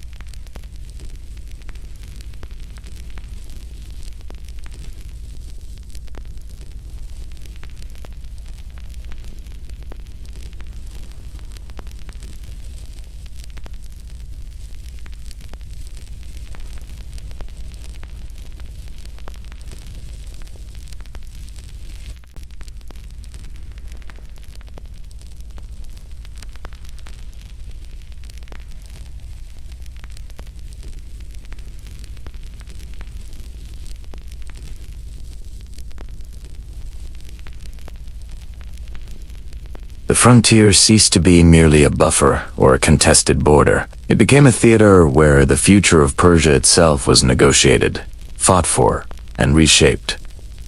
Steppe forces had demonstrated that the tools of raiding could be adapted into the instruments of conquest. Persian society, fractured yet resilient, faced the challenge of survival, adaptation, and eventual transformation under the shadow of these unstoppable campaigns. The turning point was complete. The age of raids had given way to the age of strategic conquest, and the centuries-long struggle entered its most decisive and transformative phase. Amid the chaos of repeated invasions and the gradual collapse of Persian administrative control, a new force emerged from the steppes, one that would not merely raid, negotiate, or occupy, but build. The Seljuks, a branch of the August Turkic tribes, began to consolidate power, transforming from a loosely organized confederation of clans into a coherent political and military force capable of shaping the future of Persia and the broader region. This rise was neither sudden nor accidental. It was the culmination of decades of mobility, opportunism, and careful strategy that blended steppe traditions with the administrative sophistication of settled lands. The Seljuks' transition from tribal federation to state building marked a turning point in the conflict. Where earlier steppe leaders had relied primarily on raids and opportunistic conquest, the Seljuks sought lasting authority. They established structured governance over newly conquered territories, integrating local Persian administrators into their system while maintaining core Turkic military traditions. This hybrid approach allowed them to stabilize regions that had previously been contested or devastated, projecting both military and political authority in ways unprecedented among steppe powers. A critical factor in this consolidation was the Seljuks' adoption of Sunni Islam as both a personal faith and a political instrument. Conversion or deeper adherence facilitated alliances with Persian elites, many of whom were themselves devout Muslims and valued the integration of religious legitimacy with temporal power. Persian bureaucrats, scholars, and religious authorities found common ground with the Seljuks, enabling smoother administration and more durable governance. Marriage alliances, appointments to provincial posts, and patronage of religious institutions fostered loyalty among elites who might otherwise have resisted Turkic authority. This strategic embrace of Islam allowed the Seljuks to bridge cultural divides and legitimize their rule in the eyes of the settled populations they now governed. Military innovation was another hallmark of the Seljuk rise. Steppe cavalry, long known for mobility and archery, was now organized into disciplined regiments capable of executing complex maneuvers on the battlefield. The Seljuks combined these traditional strengths with siegecraft, logistics, and strategic planning learned from Persian and Arab precedents. Their armies could move swiftly across vast distances, striking targets before defenders had time to organize, while also sustaining prolonged campaigns against fortified cities and strategic nodes. This blend of steppe agility and urban siege knowledge transformed the nature of warfare along Persia's frontiers. The Seljuks' command structure reflected both tribal and bureaucratic principles. Clan leaders retained authority over their contingents, preserving loyalty and cohesion, while appointed viziers and administrators coordinated taxation, supply, and governance across conquered territories. This dual system allowed the Seljuks to maintain the loyalty of their nomadic base while efficiently managing settled populations. Persian chroniclers noted the effectiveness of this model, recording admiration for the combination of mobility, strategic insight, and administrative sophistication that made the Seljuks a formidable force. As they expanded, the Seljuks cultivated both fear and respect. Their reputation for decisiveness in battle was matched by shrewd diplomacy and calculated clemency. Cities that submitted often retained local governance, avoiding wholesale destruction, while those that resisted faced swift consequences. Steppe mobility allowed them to bypass strong points, threatening regions that had considered themselves secure. This reputation reinforced their authority, compelling both Persian governors and other steppe factions to negotiate on Seljuk terms rather than the reverse.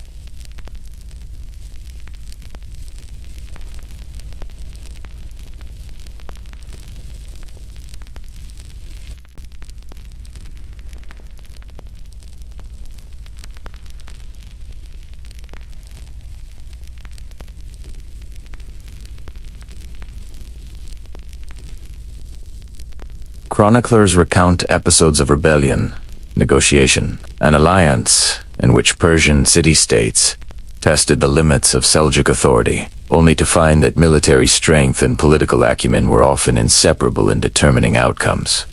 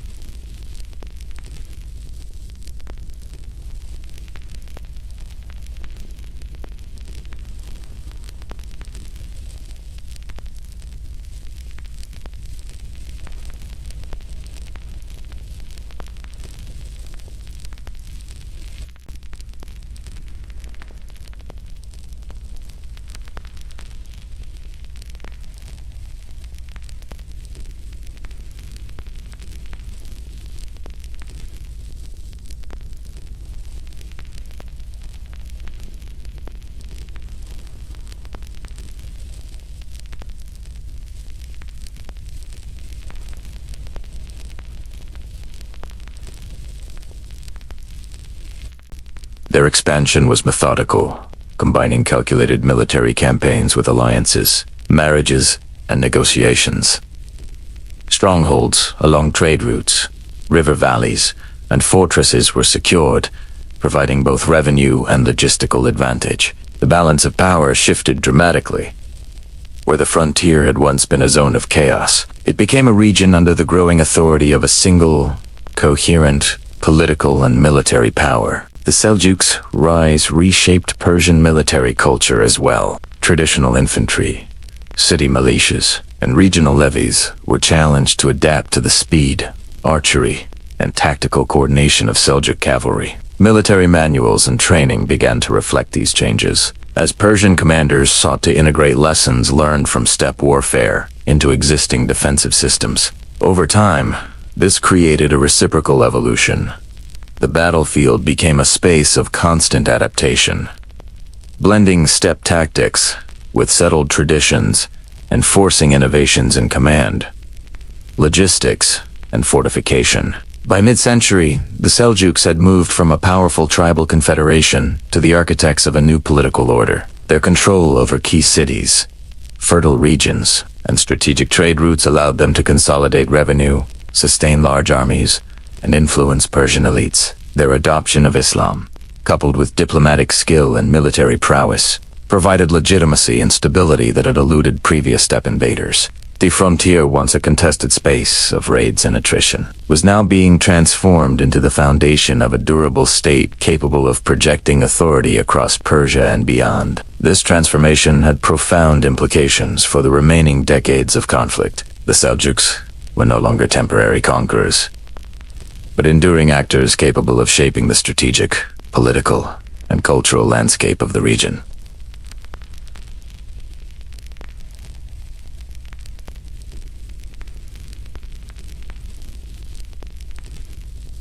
The war had entered a phase in which conquest and state-building were intertwined, where military success depended as much on administration and diplomacy as on battlefield prowess. The rise of the Seljuk power also marked a turning point in the long-term integration of Turkic and Persian worlds. Language, administration, religion, and military practices began to blend, creating hybrid forms of governance that would influence subsequent empires. The Seljuk success demonstrated the potential of steppe leaders to not merely conquer, but to institutionalize authority, reshaping societies in ways that outlasted immediate campaigns and battles.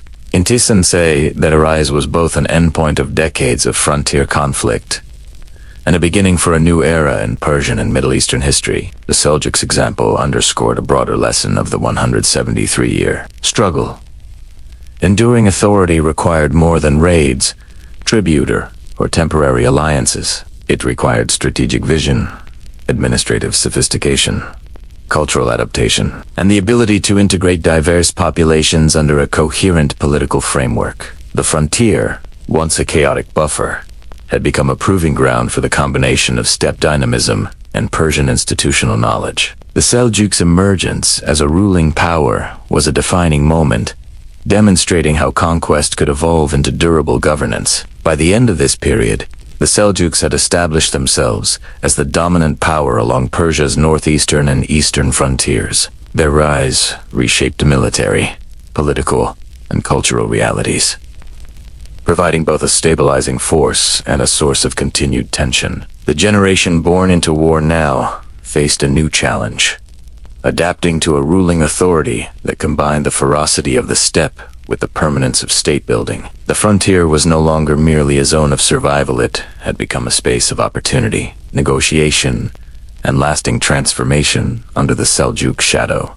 The long struggle between Persia and the Turkic steppe powers had simmered for over a century. Small skirmishes, raids, and intermittent campaigns had defined much of the frontier experience, testing both endurance and ingenuity. But in the decades of Seljuk consolidation, a decisive campaign emerged that would redefine the balance of power and engagement, so thorough, so complete, that it marked the symbolic end of one era and the birth of another.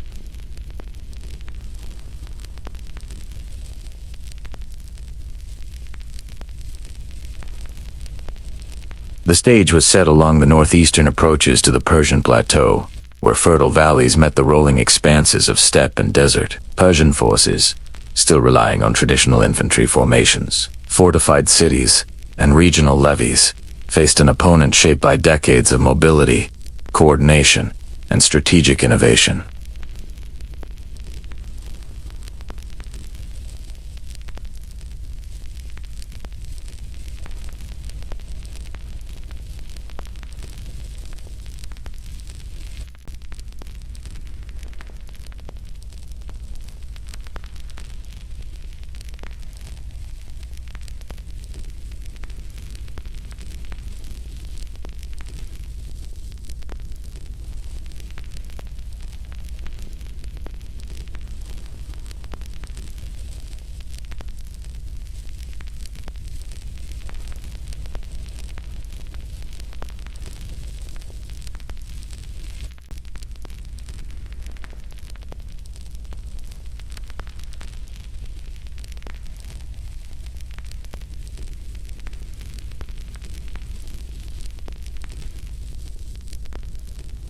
The battle itself unfolded with dramatic intensity. Seljuk cavalry, operating in multiple wings, executed feigned retreats.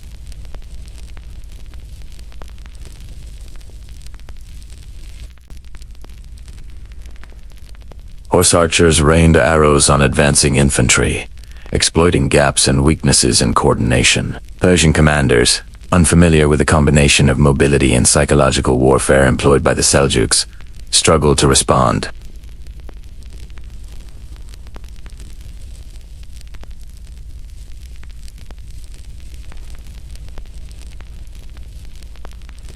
The sheer speed and unpredictability of the Seljuk advance, combined with relentless harassment and encirclement tactics, shattered morale. Soldiers who had once endured years of frontier raids found themselves facing a new paradigm, an enemy who could strike anywhere, at any time, with devastating effect. Reports describe towns surrendering en masse, villages abandoned before engagement, and commanders negotiating terms under duress. Victory was not achieved solely through direct combat, it was secured through psychological dominance and strategic orchestration.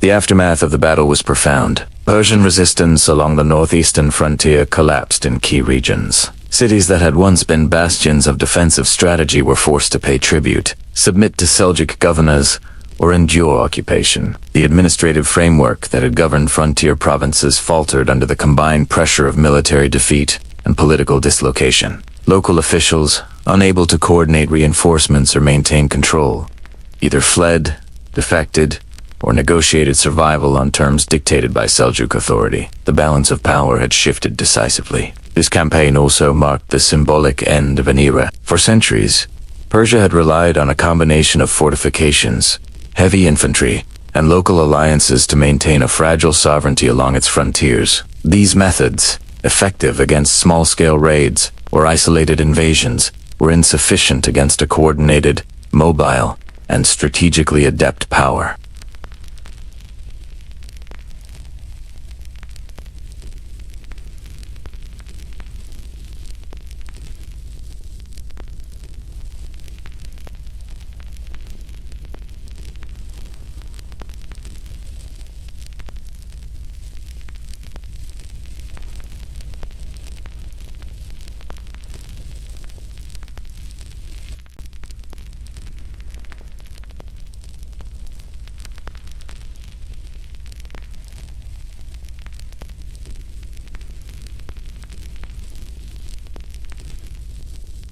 Chroniclers recount the anguish of townspeople, the deliberations of governors, and the negotiations that determined the fate of entire regions.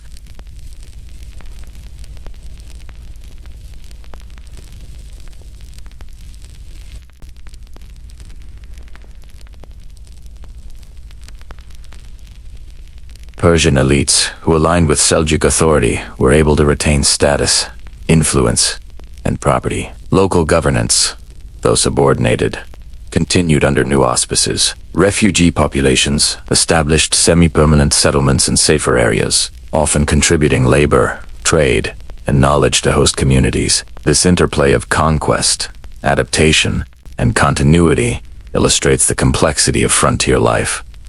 Even decisive military defeat could coexist with strategies of survival, negotiation, and eventual integration. The battle also catalyzed long-term changes in military doctrine.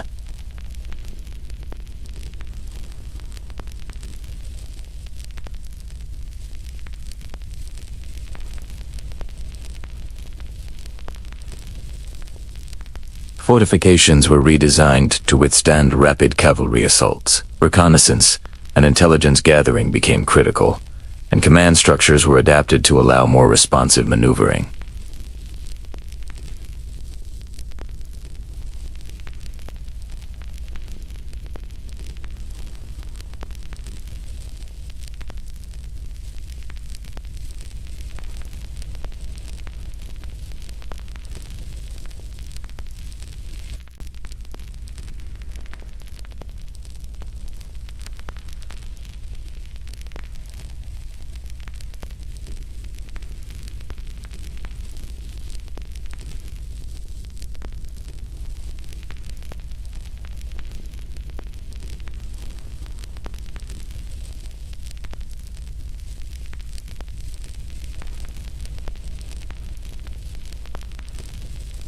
The broader implications extended beyond immediate military and political outcomes. The Seljuk victory accelerated cultural, administrative, and religious integration. Persian bureaucrats, scholars, and religious leaders became part of a new governance structure that blended steppe mobility with urban administration. Trade routes, previously disrupted by raids, were gradually stabilized under Seljuk control.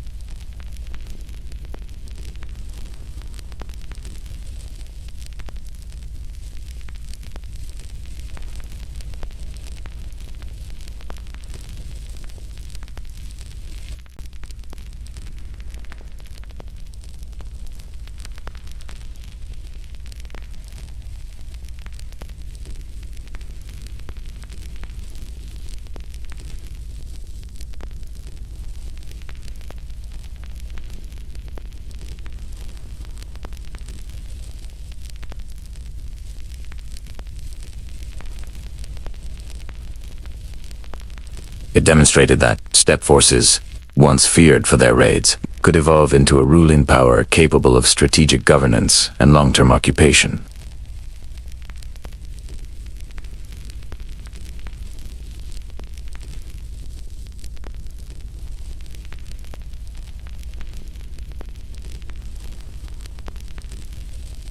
The old methods of defense were no longer sufficient. The battlefield, the court, and the frontier itself had been irrevocably transformed. The reverberations of this single battle extended far beyond its immediate consequences. Military, administrative, and cultural transformations accelerated. Persian society adapted to Seljuk authority, and the frontier became both a zone of control and a laboratory for hybrid governance. This decisive campaign marked the birth of a new epoch, signaling the transformation of centuries of conflict into structured, long-lasting. The war had entered a new phase, one defined not merely by survival, but by conquest, consolidation, and the shaping of a new political reality.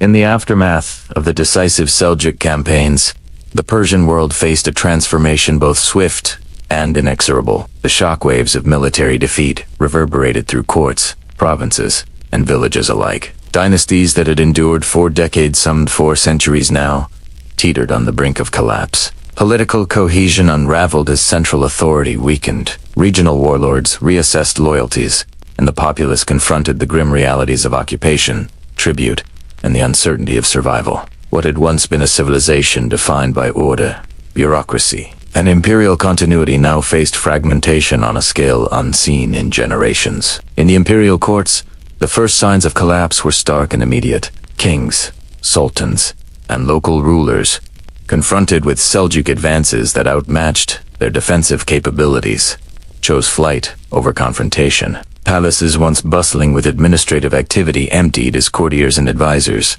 followed their sovereigns into exile. Treasury holdings, archives, and records were abandoned in haste, leaving behind a skeleton of governance in the territories most vulnerable to Seljuk control. The symbolism of fleeing court souls emptied of power, banners lowered, and gates unguarded was not lost on chroniclers, who recorded the psychological impact as vividly as the military one. Regional warlords, previously semi-independent yet nominally loyal to central authority, faced stark choices. Submission to Seljuk overlordship offered a means to retain some local power, avoid destruction, and protect their families. Resistance, conversely, promised annihilation, displacement, or enslavement. Many warlords chose pragmatism, negotiating terms, switching allegiances, and even providing troops or resources to Seljuk forces. Chroniclers note that these decisions were rarely straightforward. Local politics, personal rivalries,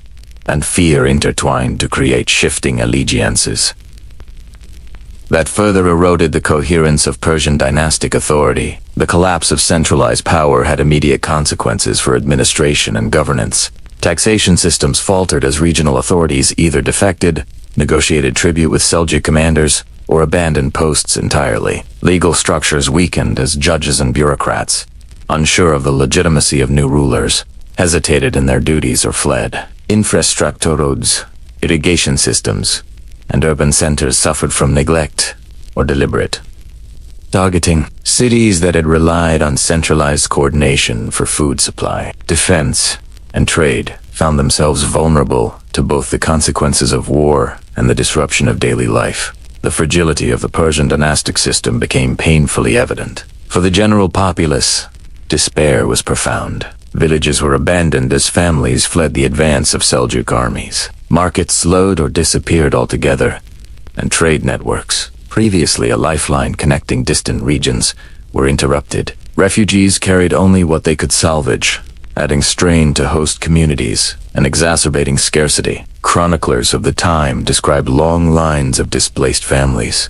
the cries of children, and the exhaustion etched on the faces of peasants and craftsmen alike. The social fabric of Persia, woven over centuries of settled life, was under immense stress. The collapse was also psychological and cultural. Poetry, chronicles, and religious writings from this period emphasized grief, loss, and reflection on the impermanence of worldly power. Scholars debated the reasons for defeat, attributing failure to divine will, human error, and the inexorable pressure of historical forces. Tales of heroism persisted, but they were tinged with melancholy, chronicling the valor of those who resisted even as dynasties crumbled.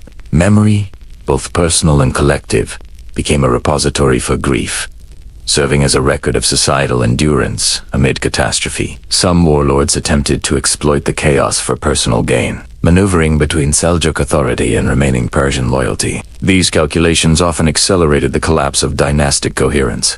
Alliances formed and dissolved with astonishing speed. Territories changed hands multiple times within a few months.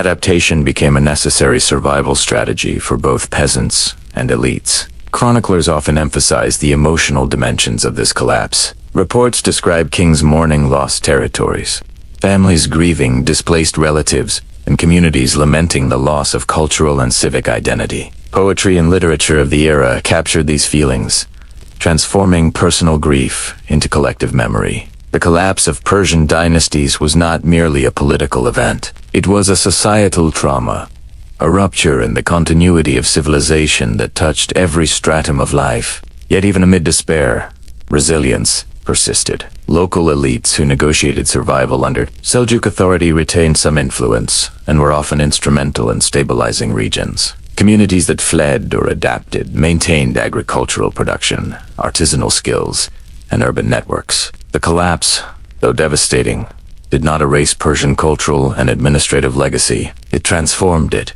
integrating it within a new political framework. Steppe influence and Persian resilience began to fuse, creating a hybrid society capable of navigating conquest and governance simultaneously. In some instances, the surrender of warlords was strategic rather than coerced. Recognizing the inevitability of Seljuk dominance, regional rulers leveraged negotiation to retain land, troops, and local privileges. This pragmatic adaptation accelerated Seljuk consolidation while simultaneously preserving elements of local governance and societal structure.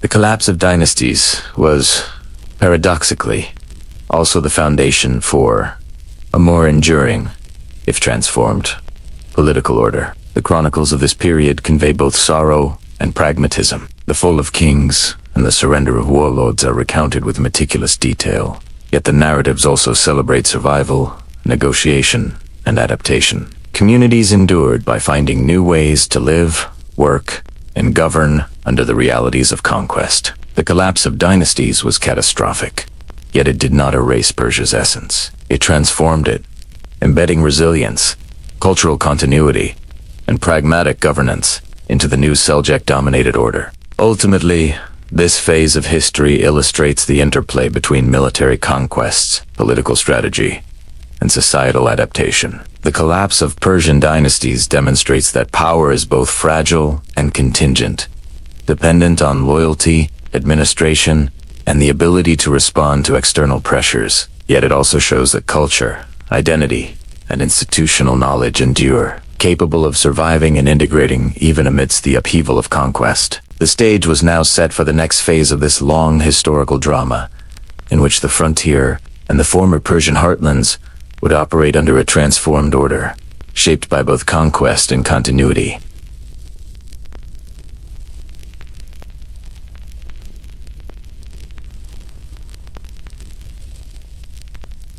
The frontier that had long been a zone of conflict a buffer between steppe and plateau, was now transformed into the heart of a sprawling empire under Seljuk administration. Territories that once resisted or negotiated survival were gradually integrated into a system of governance, taxation,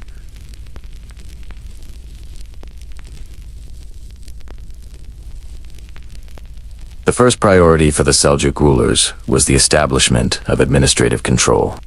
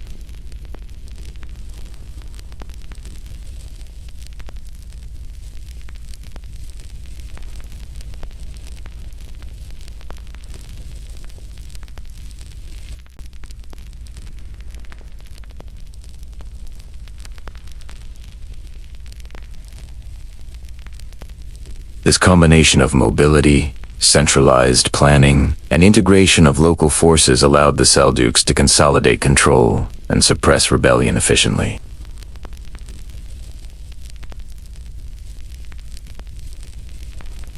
Taxation policies were implemented with both pragmatism and precision. Tribute, previously extracted sporadically during raids, became a systematic process.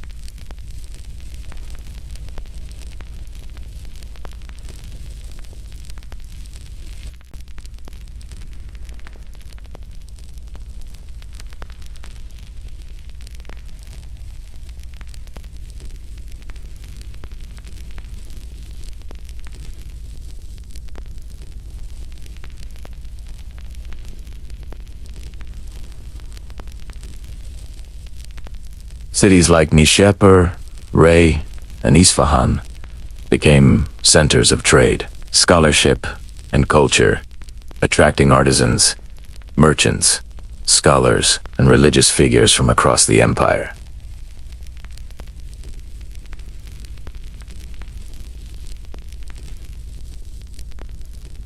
Markets thrived as caravans moved along secured trade routes, linking the plateau to the steppe, the Persian Gulf, and beyond.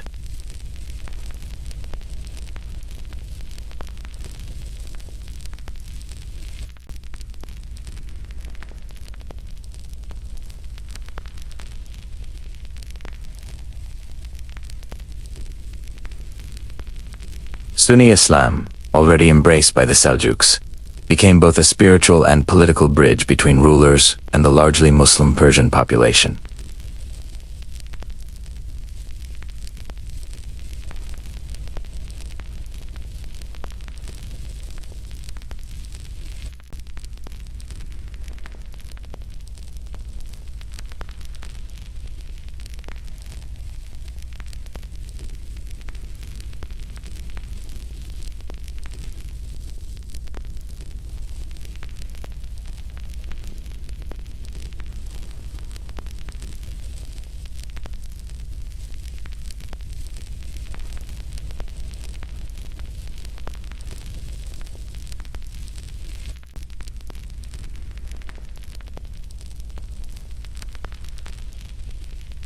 Intermarriage, patronage networks, and shared participation in religious and civic life facilitated integration. Persian, literary, scientific, and administrative traditions were preserved and even elevated under Seljuk patronage, while Turkic military and organizational practices reshaped governance and frontier security.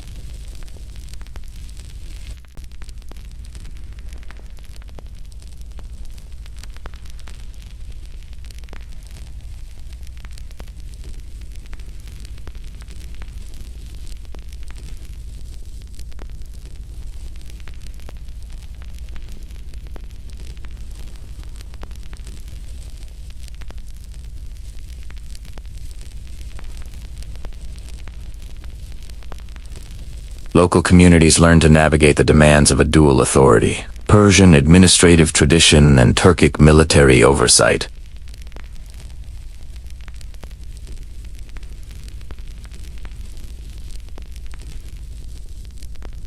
The Seljuks also introduced administrative reforms that strengthened state cohesion. Judicial authority was standardized under Islamic law, with Persian judges often serving under Turkic supervision. Record-keeping, legal documentation, and dispute resolution were institutionalized to maintain order across diverse territories.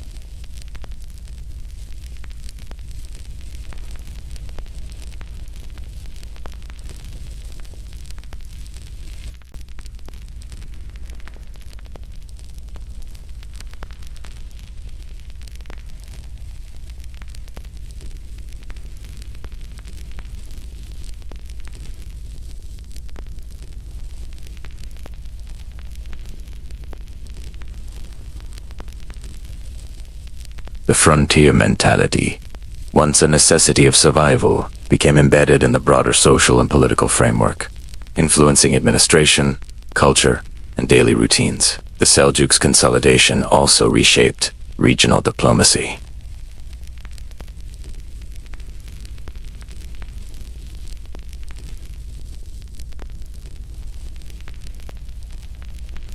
Treaties, marriage alliances, and tribute arrangements were negotiated with awareness of Seljuk strength and administrative cohesion. Persian elites, navigating this new landscape, leveraged their knowledge of local governance, trade, and social networks to maintain influence. While accommodating Turkic rule, the empire's political landscape was no longer fragmented frontier chaos, but a structured network of power extending deep into the plateau.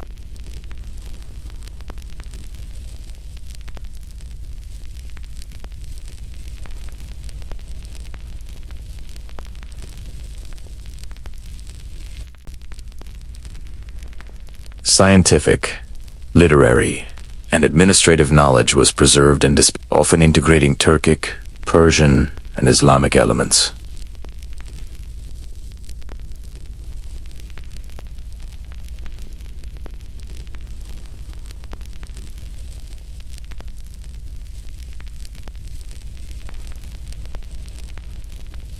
Cities, provinces, and rural regions were integrated into a cohesive system of governance, military oversight, and cultural synthesis. The Seljuks had achieved what previous steppe powers could not.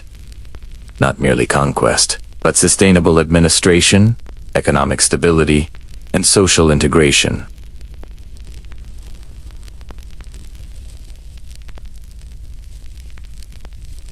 The frontier had evolved from contested borderlands to the foundation of an empire, where mobility, administration, and culture merged into a durable political framework.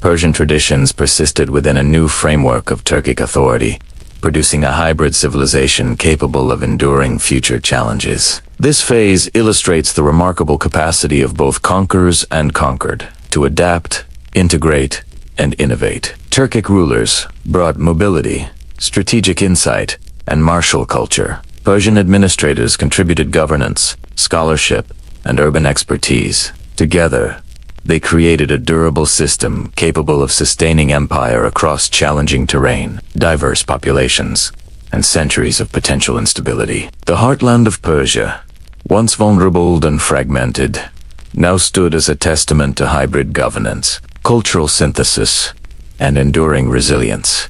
As Seljuk rule spread into the Persian heartland, a complex interplay of domination, adaptation, and cultural fusion began to emerge. The conquerors imposed their authority, reorganized administration, and enforced military discipline.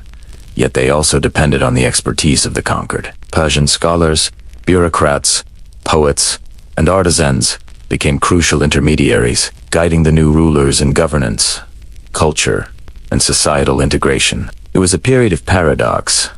Overt submission coexisted with subtle forms of intellectual and cultural influence, creating a layered society where power and memory intertwined. Persian scholars assumed prominent roles in the Seljuk administration, advising rulers on legal, economic, and social matters. Their knowledge of Islamic jurisprudence, taxation, diplomacy, and urban management was indispensable. Madrasas, libraries, and courts flourished under this collaboration. Scholars translated texts, wrote treatises, and codified laws, often embedding Persian administrative traditions within the Turkic governance framework. Steppe rulers, unfamiliar with the intricacies of urban administration, relied heavily on these advisors to maintain order in the cities and rural districts alike. The arts, literature, and architecture reflected a dynamic synthesis of Persian and Turkic elements. Palace complexes combined the grandeur of Persian-designed courtyards, gardens, intricate tilework with Seljuk motifs, and functional adaptations for military oversight. Minarets and mosques rose alongside administrative halls, symbolizing both spiritual authority and political legitimacy. Persian poetry, enriched with themes of loss, heroism, and historical memory, flourished even as Turkic patrons sponsored artistic innovation. Manuscripts were illuminated, calligraphy refined, and literary circles became forums where cultural identity persisted even under foreign rule. Yet alongside this visible cooperation, forms of silent resistance persisted. Poetry and literature served as repositories of collective memory, subtly preserving the narratives of old dynasties and the emotional landscapes of a society in transition. Themes of exile, loss, and longing for former rulers permeated verse and prose, circulating quietly in courts, madrasas, and private collections. Persian authors employed allegory and metaphor to critique the new order without attracting punitive attention.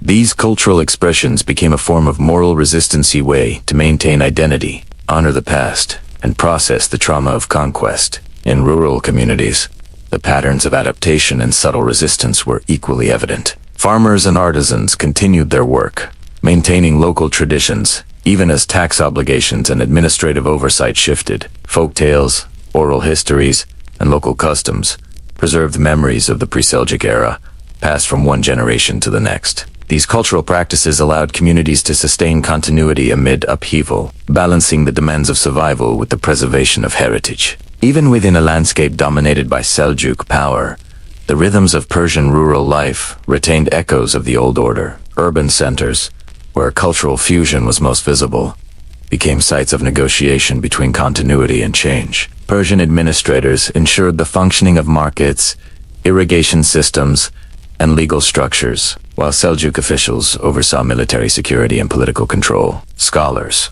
poets, and artisans operated in this hybrid space, blending Persian intellectual traditions with the demands of a Turkic-led administration. Market, madrasa courtyards, and artisan workshops became arenas where cultural identity was simultaneously expressed and adapted, producing a vibrant, if contested, civic life.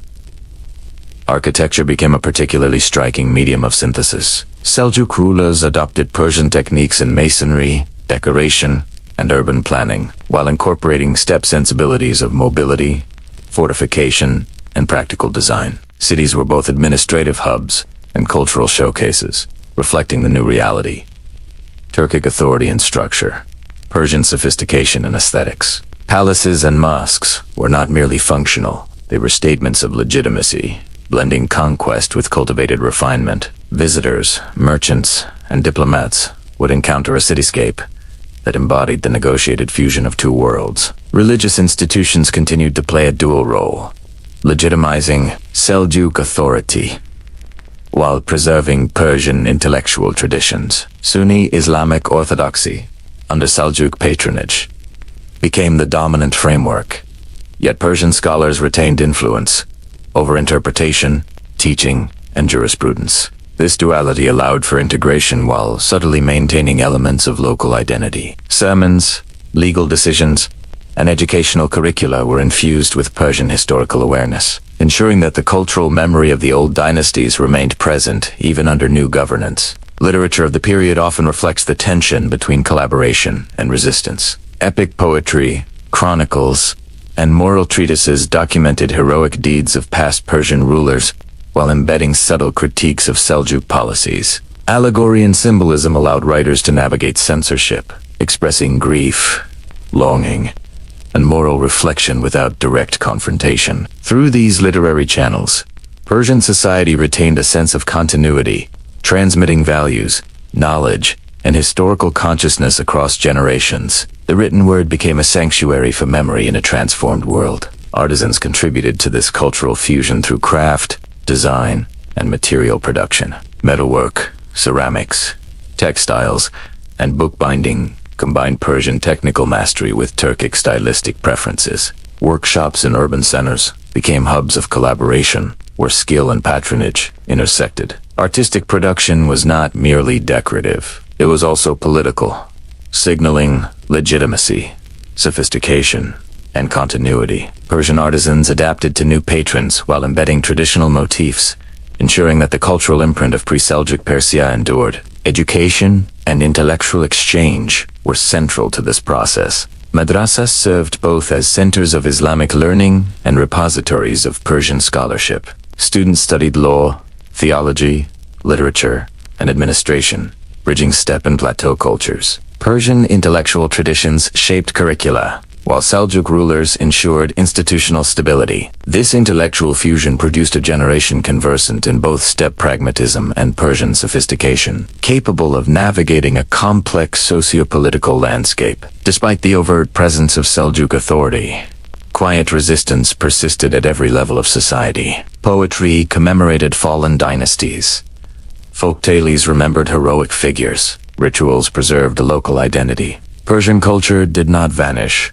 It adapted, survived, and even flourished under a new framework. Communities learned to negotiate power, balance, allegiance, and maintain memory, creating a resilient society capable of enduring conquest and transformation.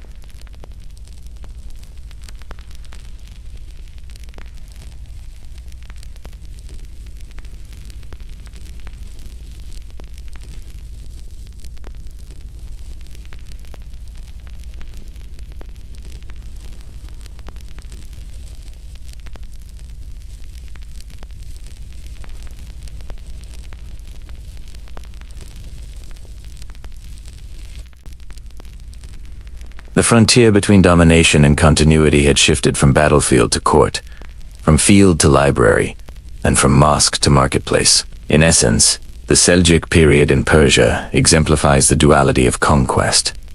overt authority paired with subtle cultural negotiation, administrative collaboration paired with moral memory, and martial domination paired with intellectual resilience. The Persian populace learned to live under new masters while preserving identity, memory, and cultural sophistication. Their society, though transformed, retained the essence of its heritage, blending it with the structures and sensibilities of steppe governance. The years following the Seljuk conquest of Persia were marked by a slow, deliberate transformation from chaos to relative stability.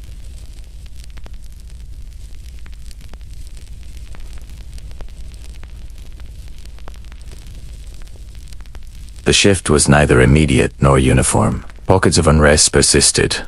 Local warlords tested the limits of their autonomy, and the memory of dynastic collapse haunted urban and rural communities alike. Yet over time, the machinery of administration, trade, and culture began to function with increasing regularity, establishing the foundations of a new era. One of the most striking changes was the stabilization of governance across the former Persian territories.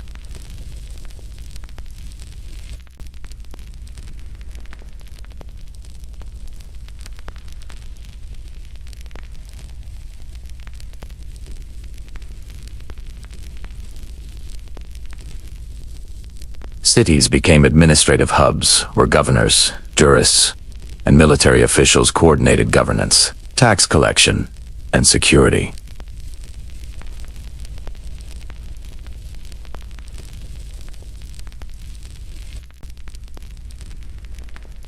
Gradually, a pattern emerged. Chaos retreated, replaced by a predictable rhythm of civic and military administration. Trade routes, long disrupted by frontier warfare and raiding, were revitalized under Seljuk oversight. Caravans that had once faced the uncertainty of bandit attacks now traversed secured roads, linking urban centers, rural towns, and distant markets across Persia and into Central Asia, the Middle East, and the Mediterranean. Merchants flourished as the state provided protection and infrastructure, including caravanserais, fortified way stations, and regulated tolls. The revival of trade not only enriched urban elites but also ensured a more stable supply of goods for rural populations, gradually reweaving the economic fabric of the region. Economic revival was uneven. While cities benefited from renewed commerce, rural areas experienced a more complex reality. Peasants adapted to Seljuk taxation and military obligations. Yet periodic conscription and the demands of asterisk IQTA holders imposed burdens. Agricultural productivity gradually increased, especially in regions where irrigation systems had survived or been repaired. Crops were transported to markets under state protection, and local artisans resumed production, supplying both urban and rural needs. Yet prosperity was not universal. Famine, displacement, and the memory of past devastation continued to haunt some regions. The return of relative stability also reshaped social hierarchies. Seljuk military elites occupied positions of authority in both governance and land management, while Persian bureaucrats, scholars, and artisans continued to exert influence within administrative and cultural spheres. This fusion created a society that was both militarily vigilant and intellectually vibrant. Local elites adapted to new roles, often mediating between central authorities and communities, ensuring that both governance and daily life continued with minimal disruption. Social order depended as much on negotiation and cultural continuity as on military enforcement. Cultural life, too, began to flourish in this period of stability.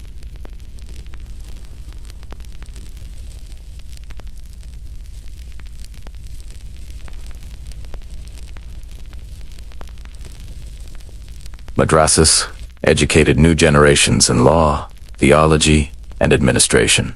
Blending Persian traditions with Seljuk patronage, libraries expanded, manuscripts were copied, and urban intellectual circles debated philosophy, science, and politics. Poetry, historiography, and architecture reflected both continuity and innovation, celebrating the fusion of Persian sophistication with Turkic dynamism. The period saw a flowering of culture, not merely as an adornment of elite life, but as a foundation for social cohesion and identity. Despite these gains, the aftermath of conquest left enduring challenges. Pockets of resistance persisted, particularly in rural or remote areas where loyalty to pre-Seljuk dynasties remained strong.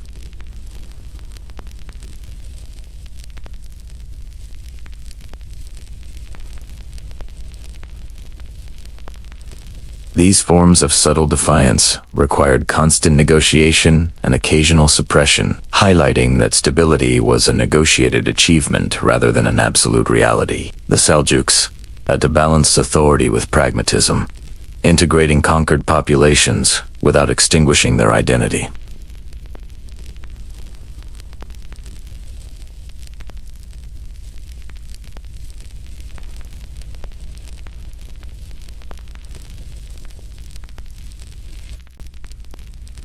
Fortifications, previously sites of conflict, now served as protective infrastructure, securing cities, trade routes, and agricultural regions. The military's presence, while occasionally burdensome, provided a foundation upon which social and economic systems could function. In many valleys, stability depended on this balance.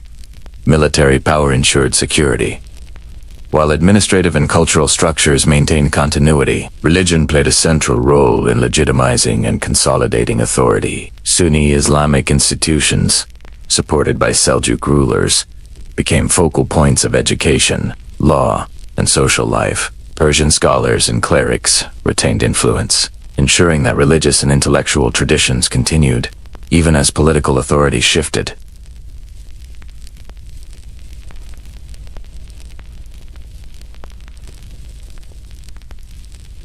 Religious institutions also facilitated the integration of Turkic and Persian identities, providing a shared framework for governance, culture, and social cohesion. The economic, military, and cultural stabilization of Persia had profound demographic effects. Urban populations grew as trade and governance encouraged settlement. Rural communities adjusted to the new structures, balancing tax obligations with production. Migration patterns shifted as refugees returned, seeking protection under Seljuk authority, while new settlers arrived to exploit opportunities in cities and towns. These demographic adjustments reinforced stability, creating interdependent networks of production, trade, and administration that underpinned the emerging order. While stability brought prosperity for some, it also imposed hardships for others. Taxation, conscription, and the demands of garrison troops were burdensome, particularly in rural regions. Agricultural output remained vulnerable to climate fluctuations, and periodic skirmishes or rebellions disrupted local life. Nevertheless, compared to the chaos of the previous decades, these challenges were mitigated by a predictable and structured system.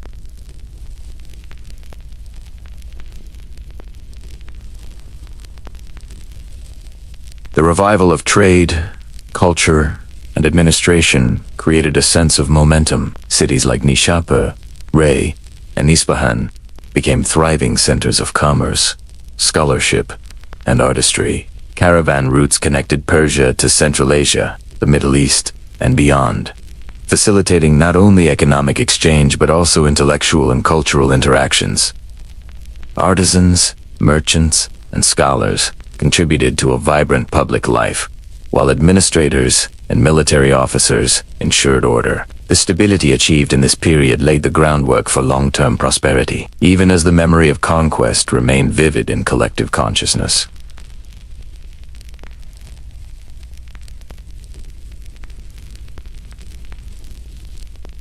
Persian bureaucratic expertise merged with Turkic administrative frameworks, producing efficient systems for tax collection, record-keeping, and dispute resolution.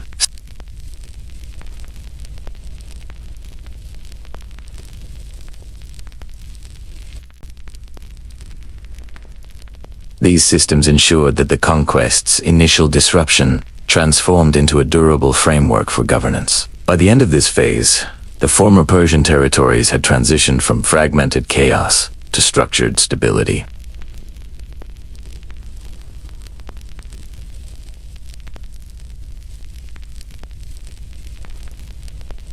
Cultural and intellectual life thrived under patronage and continuity, while the memory of past dynasties persisted in literature, oral history, and local tradition. The region had achieved a delicate equilibrium. The overt power of conquerors balanced by the resilience and adaptability of the conquered. The aftermath of conquest demonstrates the complexity of stability was not merely imposed through force. It was negotiated, managed, and reinforced through culture, administration, and social adaptation, trade networks, military infrastructure, educational institutions, and religious frameworks created interlocking systems that supported governance and prosperity.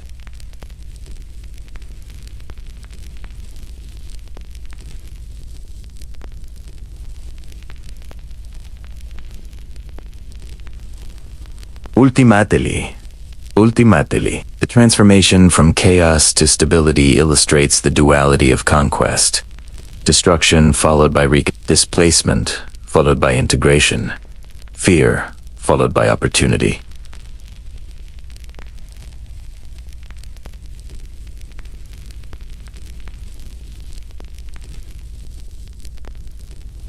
Yet across the region, the rhythms of daily life, commerce, and governance gradually returned, shaping a society capable of sustaining both Seljuk authority and Persian cultural traditions.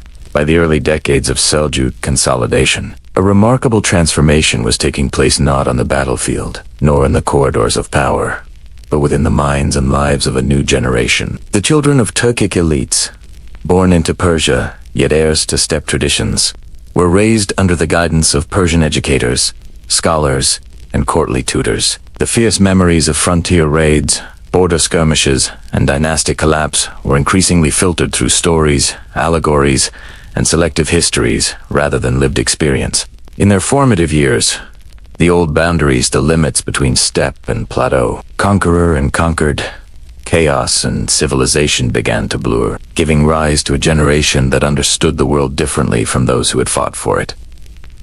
Education played a central role in this transformation. Young Turkic princes and military heirs were tutored by Persian scholars in language, literature, history, and administration. They learned the intricacies of Persian court protocol, the principles of governance, and the subtleties of diplomacy. They studied classical Persian poetry alongside Islamic jurisprudence, absorbing both cultural sophistication and moral philosophy. This dual education cultivated rulers capable of navigating the complexities of a sedentary society while retaining the martial instincts, mobility, and strategic thinking inherited from steppe traditions.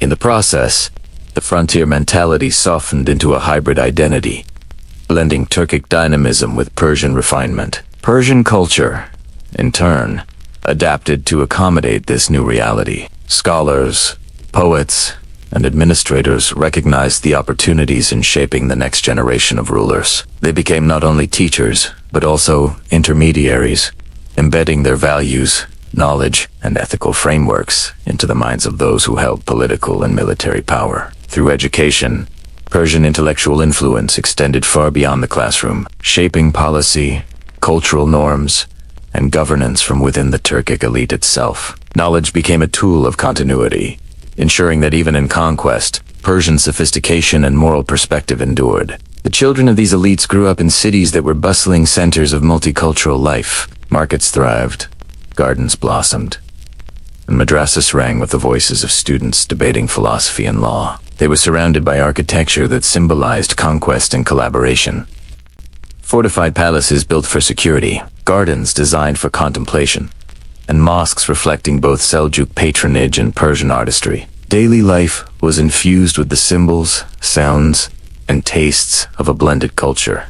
So much so that the boundaries of past conflict became abstract concepts rather than pressing realities. To these children, the world was ordered, secure, and navigable, a stark contrast to the tumultuous decades that had preceded their birth. In this environment, a new identity emerged, one that was neither purely Persian nor purely Turkic, neither conqueror nor conquered. It was a hybrid identity, grounded in steppe heritage but shaped by the moral, intellectual, and aesthetic traditions of the plateau. Loyalty to the Seljuk state was reinforced through education, ceremony, and participation in governance. Yet this loyalty coexisted with an awareness of the region's Persian past. Children learned the stories of past dynasties, the heroic deeds of Persian generals, and the strategic brilliance of steppe leaders. History became narrative, myth, and moral lesson, blending fact with interpretation to create a shared cultural memory that informed their sense of self.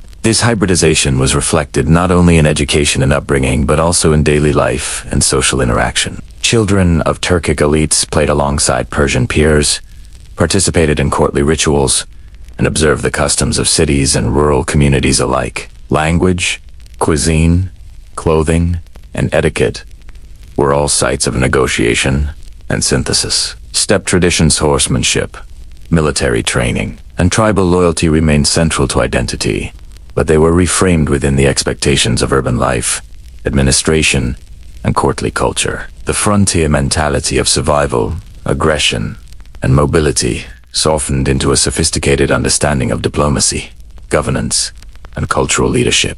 Memory of the long wars that had once defined the region began to recede in practical terms. Older generations, the survivors of sieges, the refugees of past campaigns, the veterans of frontier skirmishes remained living reminders of trauma. Yet for their children, the tales of battles and territorial losses were filtered through stories, poetry, and moral allegories rather than immediate necessity. These stories carried lessons about courage, strategy, and loyalty, but the urgent fear of invasion or displacement diminished. The 173 years of conflict that had scarred the land and shaped political strategy now existed more as myth than lived experience, forming the foundation of cultural consciousness rather than daily reality. The urban elite, including Persian bureaucrats and scholars, played a vital role in codifying this new memory. Chronicles were written, histories compiled, and poetic accounts circulated, presenting the Seljuk conquest as both a triumph and a moral lesson.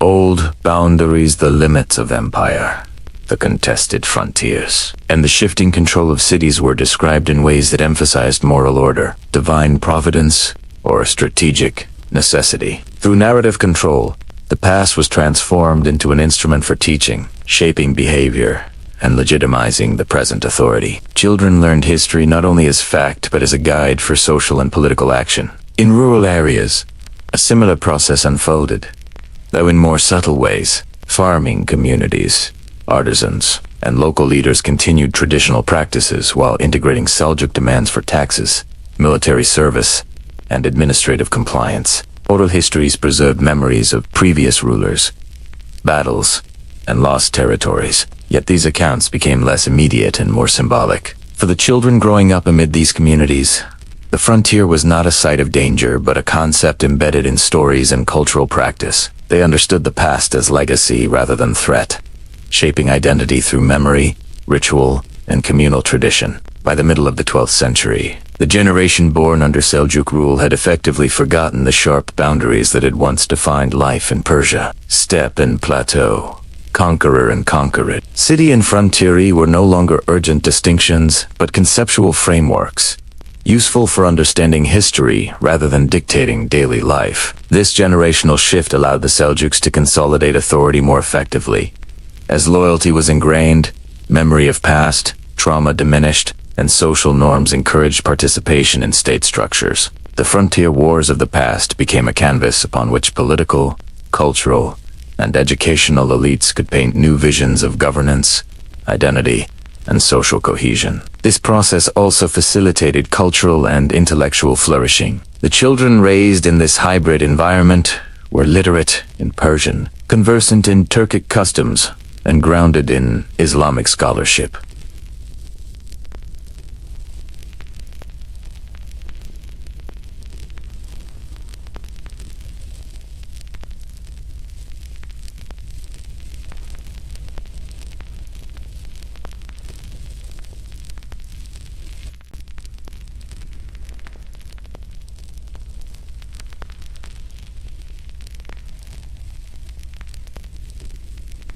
The fading memory of frontier conflict did not erase its lessons.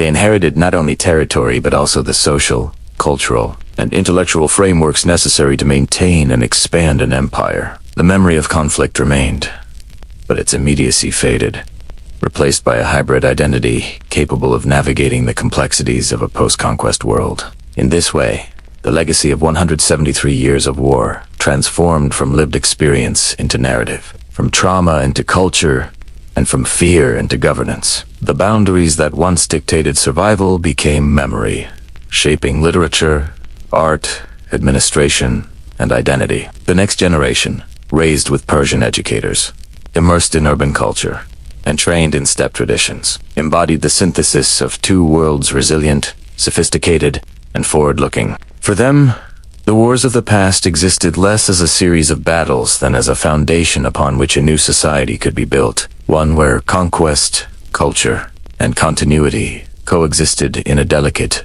enduring balance. The 173-year saga of conflict between Persia and the Turkic tribes reached its conclusion not in a single, dramatic battle, but through a slow, inexorable process of absorption, adaptation, and settlement. The centuries of raids, sieges, and campaigns had reshaped borders, populations, and political structures, leaving an enduring imprint on both conquerors and conquered. By the final decades of the Seljuk expansion, the remaining Persian factions' regional warlords, minor dynasts, and recalcitrant governors had been defeated, co-opted, or peacefully integrated into the new political framework. What remained was a transformed society, one in which the legacies of conflict endured in memory, law, and culture rather than in ongoing violence. The last pockets of resistance were largely regional and symbolic. Isolated mountain strongholds, distant oases, and rebellious towns occasionally resisted taxation, demanded autonomy, or recalled the banners of previous dynasties. Yet these were increasingly exceptions rather than norms. Military campaigns to subdue such areas were swift, and the Sisibi relying on both cavalry mobility and the administrative networks that had been perfected over decades. The steppe-born conquerors, now seasoned in sea diplomacy and governance, understood that the most effective method of consolidating power was not perpetual warfare, but systematic integration. Each surrender, treaty, or alliance strengthened the permanence of Turkic authority across the Iranian plateau. Turkic tribes, once nomadic raiders, began to settle permanently in Persian lands. Formerly migratory clans established villages, towns, and estates, often granted as ikta*, or military fiefs by the Seljuk state. Their mobility, a hallmark of centuries of frontier warfare, was gradually balanced with responsibilities of administration, land management, and integration into the urban and rural fabric. Horses remained central to military culture, yet many families adopted agriculture, trade, and civic duties. This shift from transient raiders to settled elites marked a profound transformation in the social landscape, blurring the lines between steppe and plateau, conqueror and subject. Persian society itself absorbed the conquerors, shaping them as much as they shaped it. Local administrators, scholars, and artisans continued to operate within the Seljuk framework, guiding governance, culture, and education. The steppe-born rulers relied on their knowledge, legitimizing authority through Persian courtly practices, urban infrastructure, and religious patronage. Intermarriage, mentorship, and collaboration created a web of social and cultural bonds that reinforced stability. The frontier war, once defined by confrontation and uncertainty, ended in a synthesis. The Turkic presence became an integral component of Persian political and cultural life. This absorption was not only administrative, but deeply psychological. Generations that had experienced violence firsthand gradually gave way to those born under Seljuk stability. Memories of raids, sieges, and massacres persisted in chronicles, poetry, and oral tradition, but their immediacy diminished. The narrative of perpetual conflict transformed into legend, moral lesson, and cultural memory. Parents recounted tales of heroism and survival, yet 4 children raised in settled cities and stable courts. The frontier existed more as concept than as danger. By the late 12th century, the cycle of war so central to Persian and Turkic identity for nearly 2 centuries had largely concluded, leaving society to negotiate peace, prosperity, and shared governance. Trade and commerce played a critical role in solidifying the end of conflict.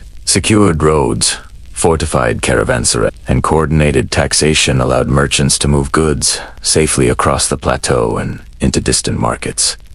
Cities that had once been besieged or plundered thrived as centers of production and exchange. Urban prosperity reinforced political stability, creating incentives for compliance and integration. Former raiders who had settled became patrons of commerce, building marketplaces, sponsoring artisans, and facilitating long-distance trade. The economic interdependence of Persian and Turkic elites ensured that absorption was mutually beneficial, not merely a unilateral imposition of authority. Cultural life, already hybridized in previous decades, reached new heights in this period of post-conflict settlement. Persian literature, historiography, and poetry continued to flourish under Seljuk patronage, while Turkic rulers embraced these forms as instruments of legitimacy, moral instruction, and cultural prestige. Architecture, textiles, metalwork, and ceramics reflected a melding of steppe aesthetics with Persian sophistication. Madrasas produced scholars fluent in law,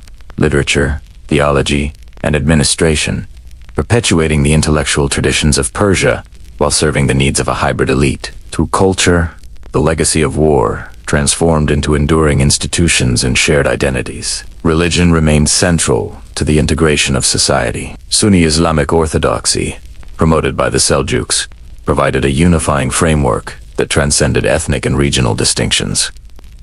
Persian scholars, clerics, and administrators ensured continuity in interpretation, pedagogy, and legal practice. Religious institutions facilitated social cohesion, transmitted cultural memory, and reinforced political authority. Mosques, madrasas, and courts became spaces where the past and present converged, commemorating former dynasties while legitimizing the new social order. Faith, law, and morality became tools for consolidating society, smoothing the transition from centuries of conflict to enduring governance. The demographic transformation was equally striking. Steppe settlers mingled with Persian populations, producing blended communities characterized by intermarriage, shared customs, and hybridized social norms. Urban centers reflected this integration, with neighborhoods, marketplaces, and educational institutions accommodating both Persian and Turkic traditions. Rural areas, once the stage of raiding and frontier skirmishes, stabilized under local administration. Irrigation systems were repaired, and agriculture resumed at scale. The population shifts, combined with economic revival, reinforced the permanence of the post-war order. Memory of the 173-year war persisted, but it took on symbolic rather than practical significance. Chroniclers wrote of battles won and lost, of heroic resistance, and of strategic brilliance, preserving the lessons of warfare for posterity. Poets lamented fallen dynasties, celebrated survival, and reflected on the moral dimensions of conquest. Oral histories carried stories of bravery and loss into the homes of ordinary people. Yet these memories functioned more as moral and cultural reference points than as imperatives for action. The frontier war had ended. What remained was a collective consciousness shaped by both trauma and adaptation. The Seljuk state, now consolidated, relied on a combination of military readiness, administrative competence, and cultural legitimacy. Cavalry units remained on call. Fortresses maintained security, and garrisons ensured order. Yet these structures were preventive rather than reactive. The decades of frontier warfare had honed the skills necessary to manage rebellion without the constant need for conflict. The military became part of a broader social and political ecosystem, integrating steppe traditions with plateau governance. This integration underscored the final lesson of the 173-year struggle, that conquest without consolidation is transient, but conquest coupled with adaptation endures. In the final analysis, the 173-year cycle of Persian-Turkic conflict ended not with a single defining clash, but through the slow processes of settlement, integration, and cultural synthesis. Former raiders became administrators and landholders. Conquered populations became collaborators and advisors. Memories of war persisted in literature, oral tradition, and ritual, but no longer dictated daily life. The frontier ceased to be a zone of perpetual danger becoming instead a space of negotiated authority, cultural hybridity, and economic exchange. Persia, transformed by conquest, had endured. The echoes of the war persisted in subtle ways. Military tactics evolved. Administrative practices incorporated. Lessons learned from decades of instability, and cultural narratives emphasized both loss and resilience. Yet these echoes were no longer disruptive. They were instructive, moral, and children grew up knowing of the wars, but not fearing them. Communities maintained memory, but also moved forward. The absorption of Turkic tribes into Persian lands represented not merely political conquest, but societal evolution, producing a stable, hybrid civilization capable of prosperity, cultural achievement, and intellectual innovation. Thus, the 173-year conflict concluded not with spectacle, but with endurance. Persia emerged transformed, militarily cautious yet culturally vibrant, politically integrated yet intellectually dynamic. Steppe and plateau had fused, past and present intertwined. Conqueror and conquered coalesced into a new societal fabric. The long struggle left its mark, but it no longer dictated the future. It had ended, not in annihilation, but in integration, a testament to the power of adaptation, memory, and cultural resilience.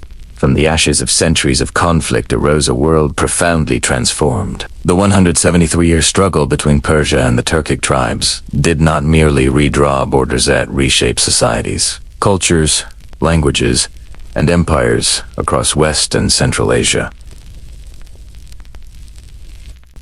By the end of the Seljuk consolidation, the foundations of a new Persianate Turkic world were already visible. A hybrid civilization that would influence politics, administration, and culture for centuries to come. Language itself became a vessel of this transformation. The Turkic conquerors, one-step nomads speaking dialects unfamiliar to the urban Persian population, gradually adopted Persian as the language of administration, literature, and courtly life. Persian, long the medium of poetry, science, and bureaucracy, became the lingua franca of governance across the Seljuk dominions. Turkic dialects persisted in military and familial contexts, but the corridors of power, the offices of vizier, and the halls of madrasas resounded with Persian. This linguistic shift was not mere pragmatism. It symbolized the fusion of steppe pragmatism with plateau sophistication, creating a durable hybrid identity that would define Persianate Turkic empires for generations.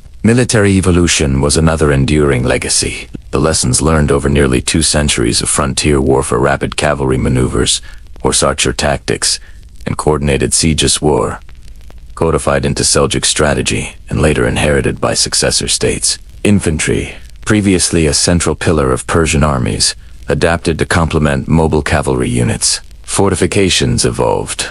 Roads and supply chains were optimized, and intelligence networks became essential for anticipating both rebellion and foreign invasion. The war had forced the integration of disparate tactics, producing a military culture that was both flexible and sophisticated, capable of projecting power across vast and diverse territories. Administration, too, bore the imprint of centuries of conflict. The Seljuks retained and refined Persian bureaucratic practices, adapting them to manage newly settled Turkic elites and the integrated populations of former frontier zones. The *to* system, land grants tied to military service, facilitated both governance and social cohesion. Provincial governors administered regions with delegated authority, ensuring stability while maintaining loyalty to the central state. Legal codes incorporated Islamic law, Persian traditions, and practical norms derived from decades of managing contested territories. This administrative sophistication allowed the Seljuks and their successors,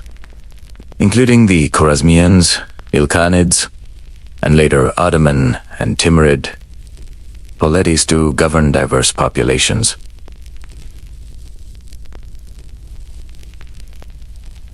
With remarkable efficiency, cultural synthesis emerged as a defining feature of the post-war landscape. Persian literature, historiography, and science continued to thrive under the patronage of Turkic rulers. Madrasas educated generations of scholars who navigated both Persian intellectual traditions and Islamic jurisprudence. Architecture combined steppe sensibilities with Persian aesthetics, producing monumental buildings, mosques, and gardens that conveyed authority and cultivated beauty simultaneously. Artistic forms, calligraphy, textiles, metalwork, and ceramics blended influences from Central Asia, Persia, and the broader Islamic world, creating a distinctive visual language that resonated across empires.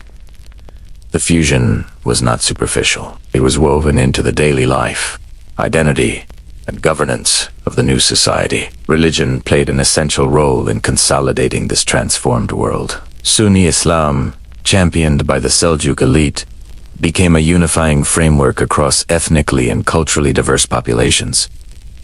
Persian scholars and jurists held influential positions, ensuring continuity in law, education, and theological interpretation. Religious institutions mediated between rulers and subjects, maintaining social cohesion and moral authority. The integration of Turkic and Persian societies under a shared religious framework allowed for a balance between local autonomy, central control, and cultural continuity. The spiritual dimension of society reinforced the political and social changes wrought by centuries of conflict. The long war had also permanently altered the human geography of the region. Turkic tribes, once migratory raiders, were now settled as landholders, military elites, and urban citizens. Persian populations had adapted to new rulers, creating networks of collaboration, intermarriage, and shared cultural practices. Cities and towns became centers of cosmopolitan exchange, linking former frontiers with trade routes, stretching from the Mediterranean to Central Asia.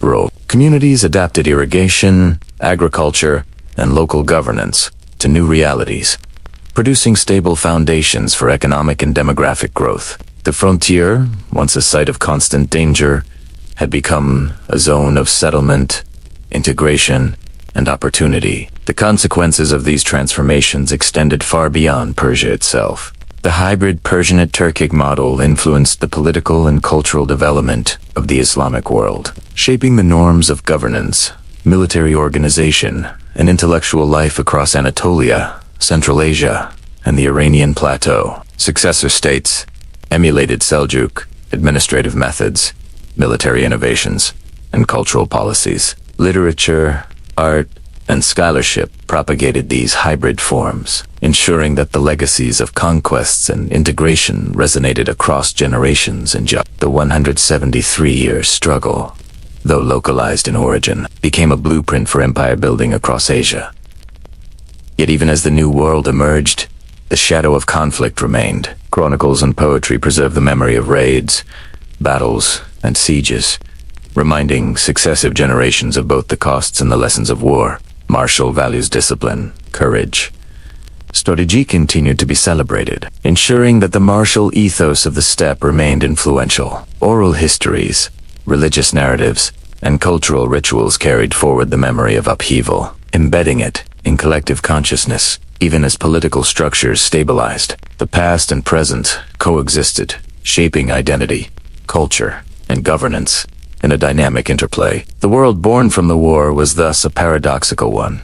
It was both continuity and change, destruction and creation. Persia, once fragmented and repeatedly assaulted, became a crucible for hybrid civilizations, a laboratory for the fusion of steppe mobility with plateau sophistication, of conquest with administration, of martial culture with intellectual and artistic achievement. What had begun as a protracted struggle over territory and resources transformed into a complex web of integration, innovation, and cultural synthesis that would define the region for centuries. In the urban centers of Nishapur, Isfahan, and Ray, the new order was tangible. Scholars debated in madrasas, merchants thrived in revived bazaars, and courts administered justice while patronizing art and architecture. In rural communities, irrigation networks hummed with renewed productivity, while formerly nomadic elites adapted to settled life, blending traditions with local practices. Across the plateau and the former frontier zones, the hybrid society stabilized, creating both a sense of permanence and the conditions for further cultural, political, and economic expansion. The implications of this transformation reached beyond material and political life. Identity itself became hybrid, encompassing Persian language, Islamic faith, and Turkic lineage. Young elites, educated in Persian literature and Islamic jurisprudence, inherited steppe martial traditions while navigating complex administrative systems. Cultural memory absorbed centuries of war, transforming trauma into literature, legend, and ritual. Through these processes, the wars ceased to define daily life. Instead, they became the substratum of a new civilization, shaping norms, governance, and imagination. Yet the story of the world born from war was far from complete. The integration of Persia and Turkic societies created a model for empire that would resonate in the centuries to come, influencing the rise of the Khwarezmians, the Ilkhanides, and even the Ottomans. Military innovations honed on the frontier, administrative systems perfected under Seljuk rule, and cultural syntheses achieved in cities and courts all became templates for later expansion across Asia and the Islamic world. The echoes of the 173-year conflict would reverberate in campaigns, conquests, and intellectual life long after the last skirmish faded into memory. The end of the conflict did not signal an end to change. It marked the beginning of an era in which the lessons of frontier warfare, the pragmatism of settlement, and the sophistication of Persian administration combined to create a durable, influential, and expansive civilization. Borders shifted once more, but they were now less defined by immediate military threat and more by negotiated governance, cultural affiliation, and economic interconnection. The world born from the war was dynamic, resilient, and profoundly influential, a civilization forged in the crucible of centuries-long conflict, yet capable of flourishing in peace. And so, as the dust settled on the Iranian plateau, the Turkic tribes who had once ridden as raiders across the steppe became rulers, administrators, and patrons of a vibrant Persianate civilization. The children born into this new world inherited hybrid identities, languages, and cultures, carrying forward both the memory of war and the promise of a more stable, integrated society. Borders faded into myth, battlefields became cities, and the cycle of destruction gave way to a cycle of creation. The 173-year struggle had ended, but its consequences, like the rivers that fed Persia's plains, continued to flow, shaping empires, cultures, and histories far into the future.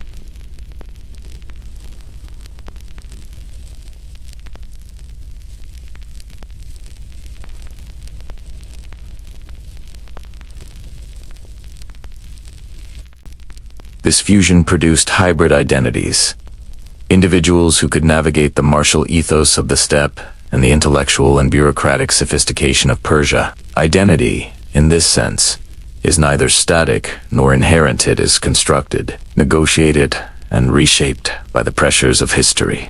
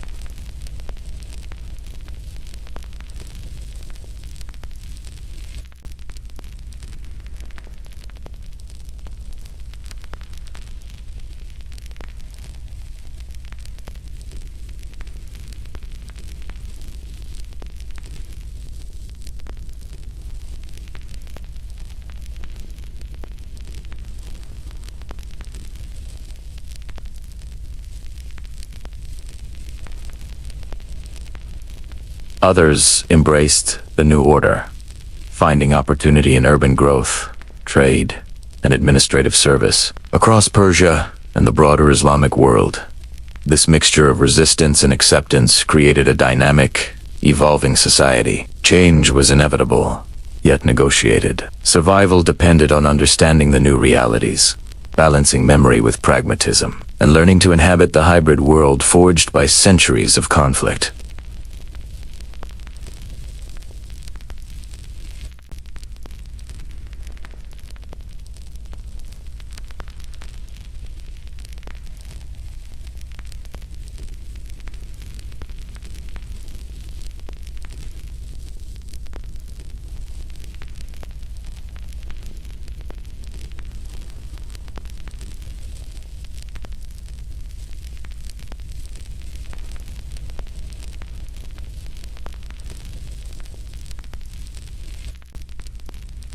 The endurance of human societies through cycles of conflict underscores a fundamental truth. History is not only the story of battles and dynasties, but also the story of human perseverance in the face of relentless change. Memory, too, plays a central role in this historical arc.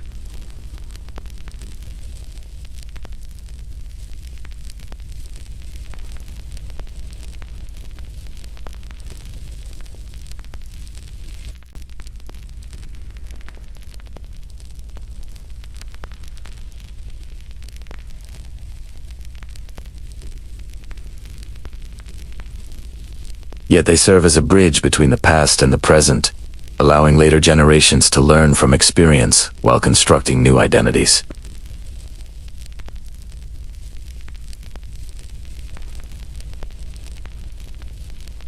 Ultimately, the 173 years of Persian Turkic conflict teach us about the inevitability of change. No empire, no dynasty, no tribe remains static. Geography, politics, culture, and human ambition constantly reshape the world.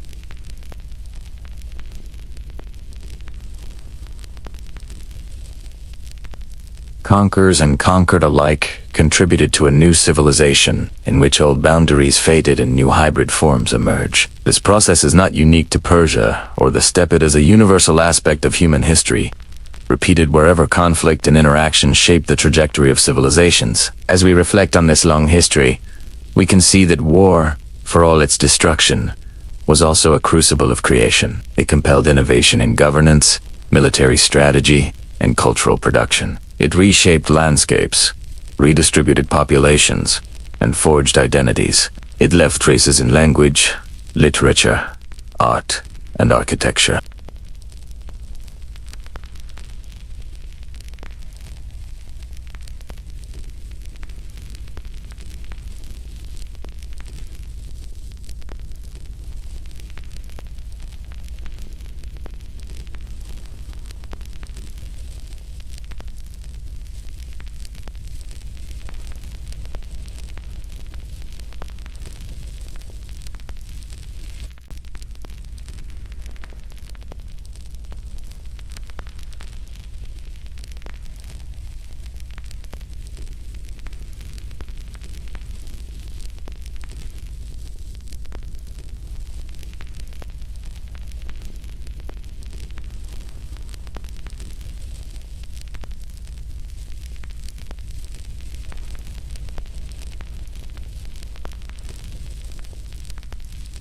In contemplating the Persian-Turkic Wars, we are reminded of the delicate balance between memory and adaptation, between endurance and innovation.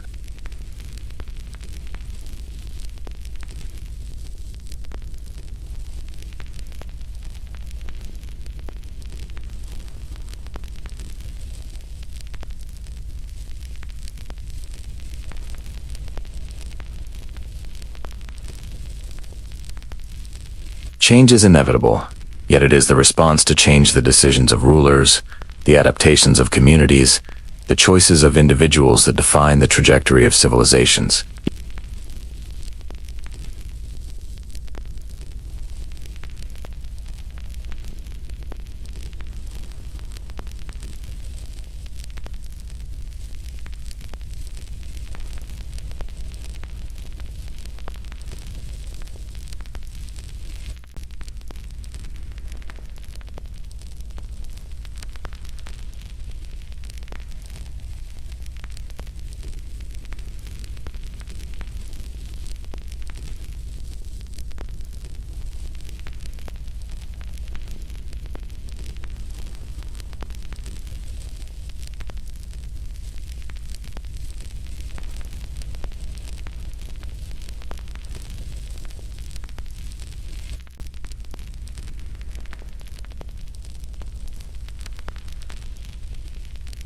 Conflict, while destructive, can catalyze cultural synthesis, political adaptation, and intellectual growth.